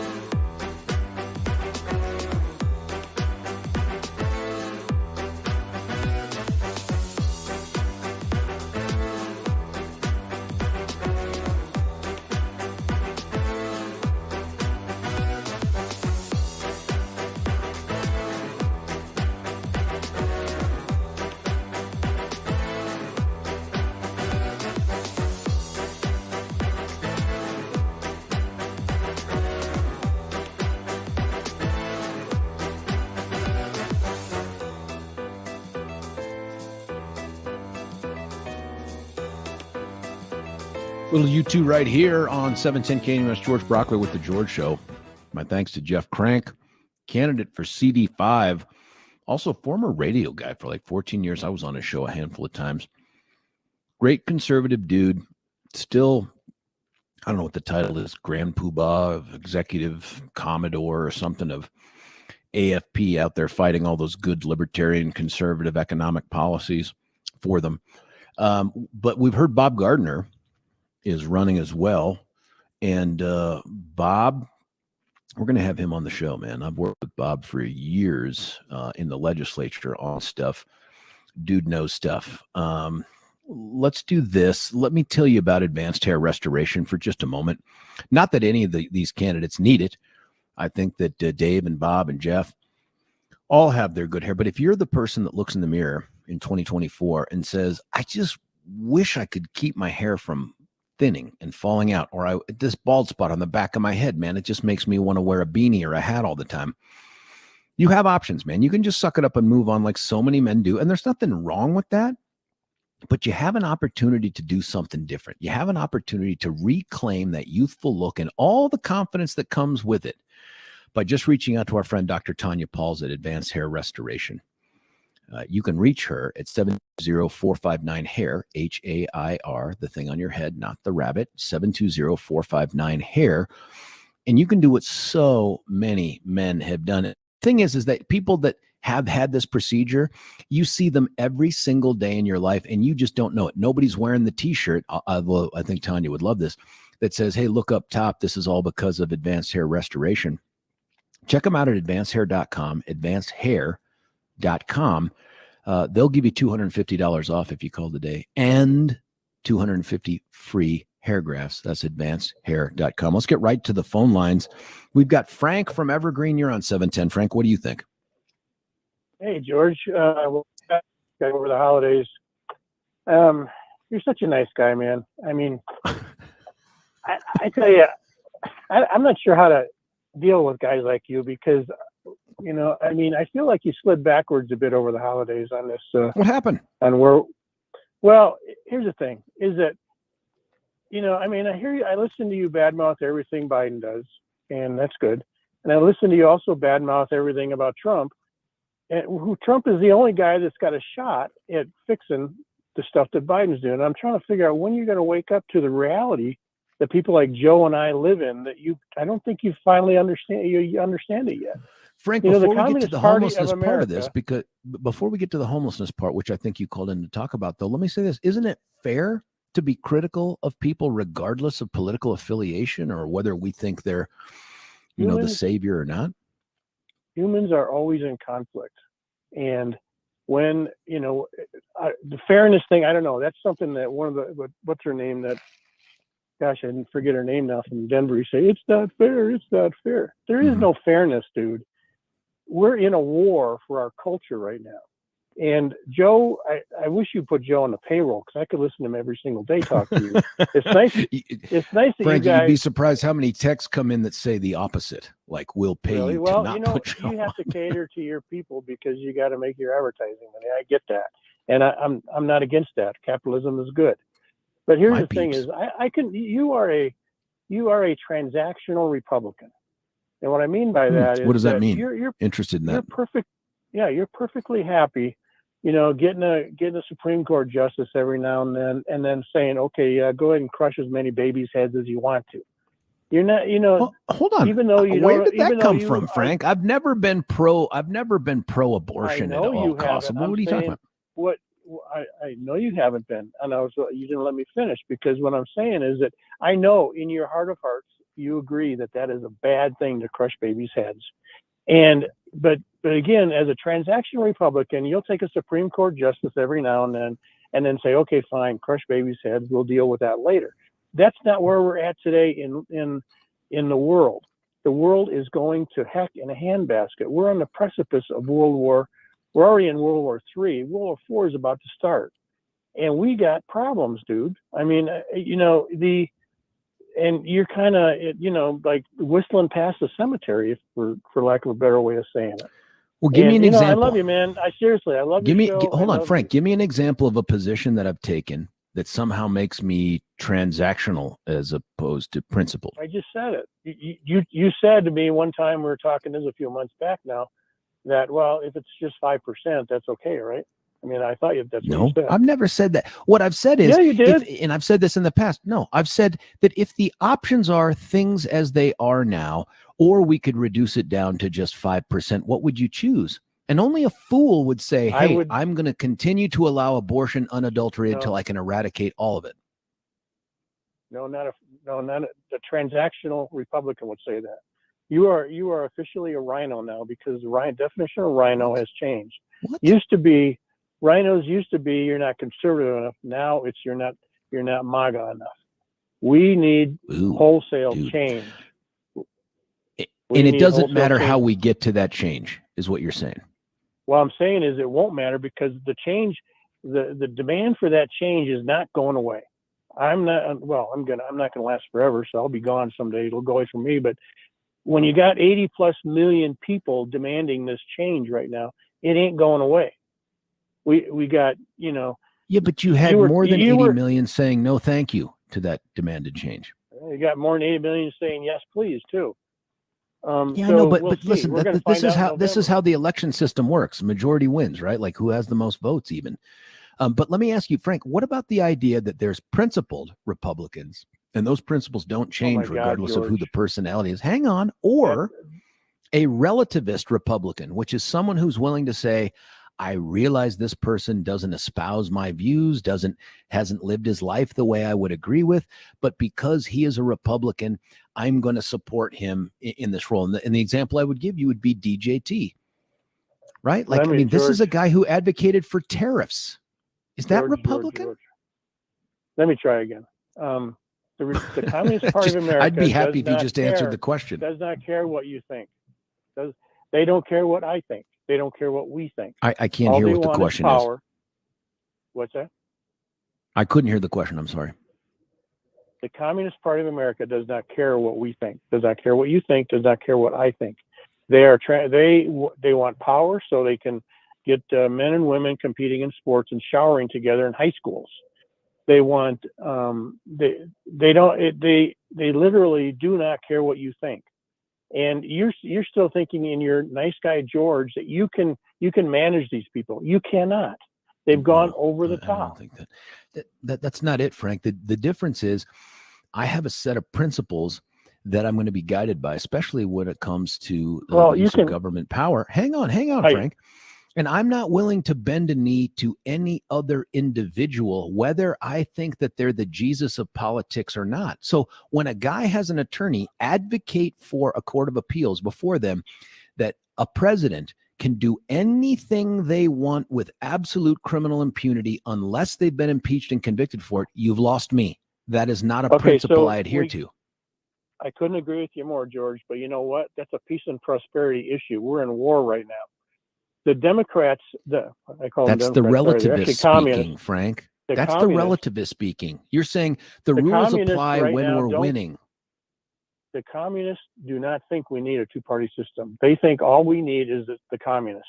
We need the Communist Party of America, and that's all we need. They are looking to kill the Republican Party, and they already got rid of me because I'm out. We don't need them for that, buddy. We're doing it ourselves. We don't need them for that. Yeah, you're doing it every day, my friend. I mean, I'm not. Yes, you are, man. Yes, you are. I'm the same Republican I've been for the last 20 years. You are beaten up. I know you. That's the tragedy of this. You are beaten up on the one guy who's got a shot at making it happen. Every day, you cannot have an entire show without saying something bad about Trump. And that's not Billy true. But jumps on. But we're weak. We are weak if we feel like we can't hold those in power accountable and those seeking power. That's weakness. That's abdication, not willing to do it. Those are also Communist Party talking points that they don't abide by. Oh my God. Are you kidding? Scrutiny of those in power, scrutiny of the elite is a Communist Party talking point? Well, Communist, aka Democrat Party, same thing. Buddy, I think your conclusion is if I ever say anything about Trump that is other than glowing, if it's critical at all, that somehow I'm doing it at the behest of, or to the benefit of the Dems. I'm not, man. I have a series of principles that will exist past Donald J. Trump. Do you? And you know what? When we get back to peace and prosperity, knock yourself out. No, but man. Right now we're See, in war. That's the path towards anarchy and chaos. When you say, listen, principles and rules of law, those are all good, but right now things are so dire, we have to suspend those things. That's not America, man. That is the communists. They're in a constant state of tension and crisis. That's why they have to suspend all these things. You bring in a knife to a gunfight, my friend, and the Democrats know it. They would know that, the Democrats and communists know it, and they are just eating your lunch, and they will continue to eat your lunch.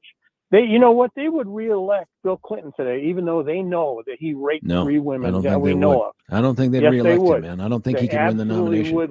I guarantee you they would. He's too conservative for them today, man. Well, that's a good point. I would agree with that part. But it's about the ethics and morals thing. He raped 3 women. We know he raped 3 women. He got kicked out of Hold on. school. What about E. Jean Carroll? Yeah, you're gonna have to brief me on that one. I'm not sure. Remember the civil suit where he was found liable for doing that exact same thing? That one actually took place in a court of law, albeit at a civil standard. But Trump was found liable for that. What do you say about that? Yeah, tell me more, I guess, before I think I might, if it's okay, man. Has only got so much capacity. I get it. Research this. Research Donald Trump rape Jean Carroll, and you will come up with the story. In the clothing store or something? Yes, that's right. That's correct. My God, George. Hold on. You just indicted Clinton for 3 rapes that have never been inside a courtroom with an adjudication. Here's one where Trump was actually in a courtroom or accused of it and found liable by a jury. I don't think that's a criminal standard. And I'm not saying that means that it's the same thing as him having committed it, beyond a reasonable doubt. But I'm telling you, man, your positions change with the outcome you want. Mine don't. My positions are the same. If it gets us to an outcome that is Donald J. Trump, great. If not, great. My position has never changed in 50 years. My position is defeat the communists, and whatever it takes to defeat the communists, we got to do it. And I get it. Trump was pro-choice. You know that he's been pro-choice. You know that Trump was pro-red flag. You know that Trump was pro-red flag. You know that Trump was pro-tariff. Which of those are principles you adhere to? There's good and bad in all things, and trust me, I am not naive to Trump's failings. He's also a human. He's also a man. And I'm a man. We all have the same faults. You're a man. I don't have to explain that to you. No. But what you're doing is excusing it. What you're saying is we need to support a guy who's been violative of all of these Republican principles. I'm not the transactional Republican, my friend. You are. Have you ever seen a case that was adjudicated in the courtroom that was adjudicated incorrectly? Sure. Yeah. Okay. There you have it, man. We're done. There I have nothing, friend. You just indicted Bill Clinton on 3 rapes that haven't. You just threw Bill Clinton under the bus saying Democrats would support him because he's got 3 rapes. Here's a dude that was actually adjudicated liable for it. And you're like, yeah, well, the court's got it wrong. Yeah, we know of. Look at the narrative now going on down in Epstein's thing. The narrative now is, it's a family place because there was one lady was. Who was a buddy of Epstein's again? Well, who was a buddy of Epstein's? What's his name? Rhymes with something? Rhymes with jump? Who was that guy? Yeah, you see, now you got that wrong too. He kicked. He wasn't a friend of his. He kicked him out of his club. You don't remember that part? No, what I remember are all the pictures of him, the allegations that are now floating around. And again, they're mere allegations, but man, if they're good enough allegations to indict the Dems, they're good enough allegations to indict the Republicans. That's the thing. Dems, the communists, George. Whatever you want to call them, man. I'm never going to sign up for the idea that our rules only matter when it's good for us. George, at some point, like I started up by saying, humans are always in conflict. That conflict can be something as like a conversation you and I are having to taking out guns and shooting each other. At some point, it's a continuum. At some point, if we don't get this fixed, we're going to get into bigger conflict. And Frank, I don't want that. It's a great conversation to have. I don't think we can finish it here because Billy's telling me we're up against a break. But thank you as always I appreciate the conversation, even when we disagree. And it's a conversation for another day too. And that is, Do we just suspend our principles and rules to achieve an outcome that we think is better? There was a guy that advocated for that in a book about leadership called, I think his name was Niccolo Machiavelli. And that guy had the same conclusion, that the ends do in fact justify the means. That's not Republican. That's Democrat. That's not conservative. That's liberal progressive. And I'm not willing to go down that road. If you're looking for a transactional Republican, it's time to take a look in that mirror, man, because it ain't me. Hey, I'll tell you who's a superstar out there that makes your house even more beautiful. I'm sitting right by my kitchen right now, looking at the countertop. It is the biggest, most eye-catching thing here. Maybe that, and then the cabinets. If you're looking to upgrade yours, give your house that new kind of feel to it. It's almost like a facelift, but it's better than that because it's functional and it's beautiful and everybody can enjoy it, whether it's your kitchen, your bathroom, your laundry room, maybe it's a finished basement that you're working on. Mitch Flory at the Art of Granite can get it done for you. He does the granite, the marble, the quartz, fill in the blank. He will and has done it. You get the benefit of all of his expertise and craftsmanship, but you also get the benefit of a good businessman. So he'll say this: you come in off the street, you do the deal, and you will do the deal, by the way, if you meet Mitch. It just happens. You get wholesale prices. Now, if that's not enough, all you have to do is say, I'm a George listener. I'm a 710 listener. Kabing, kabang. You get the bathroom countertop for free with the kitchen countertop package. Or if you're only doing one room, you get the sink for free with that package. Give him a call on the phone that rings in his pocket, 303-386-5919, 303-386-5919, or check him out at theartofgranite.com, theartofgranite.com. When we come back, remaining text calls, George Brauchler, 710 KNUS.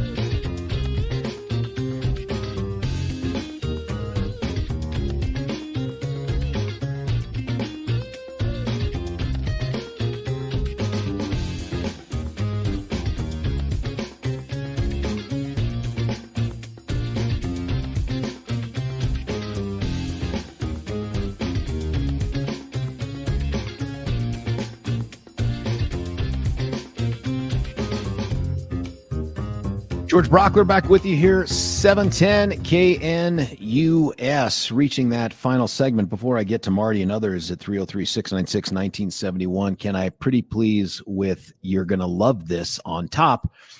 Brent and Joyce Tolliver, friends of the show, super folks. They do Roll Them Out Shelves. I've got these scripts I'm supposed to read. You know, I never do that because I really just like to go off of my personal experience with what I've done. Here's how you get the benefit of Brent and Joyce Tolliver's expertise and their friendship, frankly, is go check them out at their website first. rollemoutshelves.com. rollemoutshelves.com. This mother-son team has figured out a way to create a business that really only does one thing, and it puts a smile on your face, makes your house more accessible, more usable, and a happier place to be. I know that sounds crazy, but check it out. They have full-time employees, not subcontractors that do the work. That just gets you the best quality out there. You can, frankly, this is the kind of thing where you can't go wrong. They come out so nice. They've been in my house within the last couple of weeks, right before the holidays. They'll come out, they measure stuff, they look at stuff, they give you all these ideas, and you decide which ones that you want. And then they come on out, knock it out in just, I think it's like an hour or two. 303-475-9601. 303-475-9601, or you can go to rollemoutshelves.com. That's rollemoutshelves.com. Marty, you're on 710. What do you think? Hey, George. Good to be with you. Thank you. Hey, if I didn't know better, I could swear Billy's a Democrat. The hate that he has for Trump in his voice is unbelievable. But let's be fair, because I like your angle, George, of saying, I'm not going to give a pass because it's good for our team. It's much like the officials. Do you want crooked officials that are only benefiting your team? Is that really watching the game? Of course not. But let me give you a couple things. When Donald Trump came in there, his goal was to close the border, have Mexico pay for the wall. That didn't happen. Okay, that's fine. That doesn't make him now put him in jail for life. He also said he was going to drain the swamp. That didn't necessarily happen either. But if we remember, now we're being critical of Donald Trump, they started Russiagate right out of the gate. And then what happened? Donald Trump, in his naivete, he selected Jeff Sessions as his attorney general, who then recused himself from anything to do with Russiagate, which allowed that investigation to go on from within the uniparty establishment for 3 years. And what we found is that Donald Trump did, in fact, not pee on strippers and do all that stuff, and there was no collusion.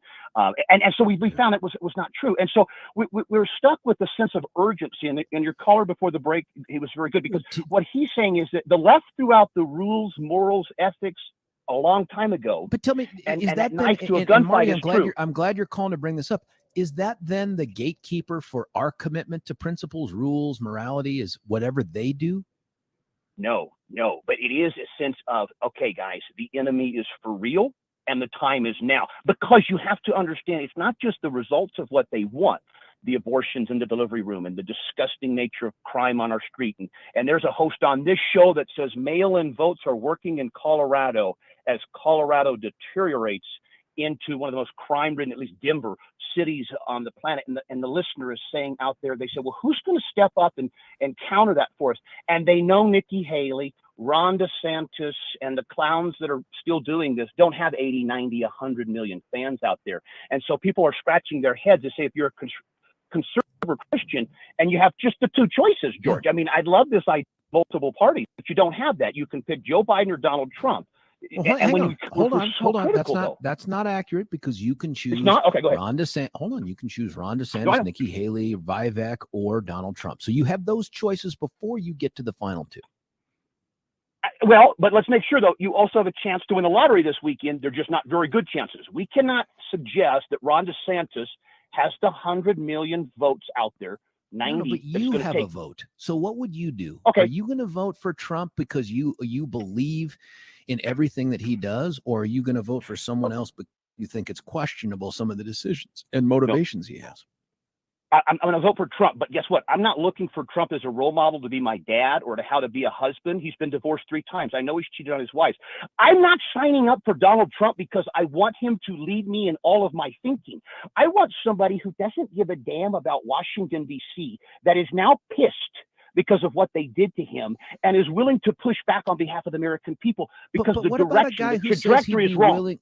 Hold on, but what about the idea that this is a guy who says he would use his executive authority for political revenge? Do you support that? I don't know. I guess should Joe Biden, Hillary Clinton, Bill Clinton, for those that have broken our laws, should they be held to account? If you call that political revenge, I'm 100% for it. I'm of the opinion that people like Dr. Fauci, Hillary for Clinton, the revenge piece, you're 100% Well, for the revenge piece. Well, okay, so revenge, I would call that holding to account. So when Joe Biden takes all these bribes and we put him on trial, if you call that bribes, revenge, man? that's It fine. hasn't been proven yet. It's out there. It should be Oh, investigated. come on. I haven't seen any proof. With all those Buddy, estates, with all it's those not a estates, come on George, kind of thing. It's not a wink, wink, nudge, nudge. We know what happened here. There's got to be proof if someone's going to be taken to court. great, and that's why we have all the bank records. That's why we have the 3 million, the bank loans, and that is. It's almost like there's too much evidence to suggest he did it. So far, nothing's Are you come out, kidding? man. No, I'm not kidding. I mean, you point to it. Point to the evidence of the bribery. Okay. The bank wires coming from China, Russia, Ukraine, and Romania. Those we have. Those are not in dispute. That those came through, and they came into the shell companies with payments dispersed to the Biden family. What grandchild of a U.S. politician is getting a check from China? George, come on. This is what the listener is saying: is that you're critical of Trump. How about but you Trump's won't look at kids, that. man? How about Trump's kids Now, or what did Trump they do? himself getting money from China? Buddy, I got to let you go. I'm so sorry, man. Hey, great call. Listen, that wraps it up for the show. I love the conversation. Let's start it again tomorrow. George Brauchler, 710 KNUS.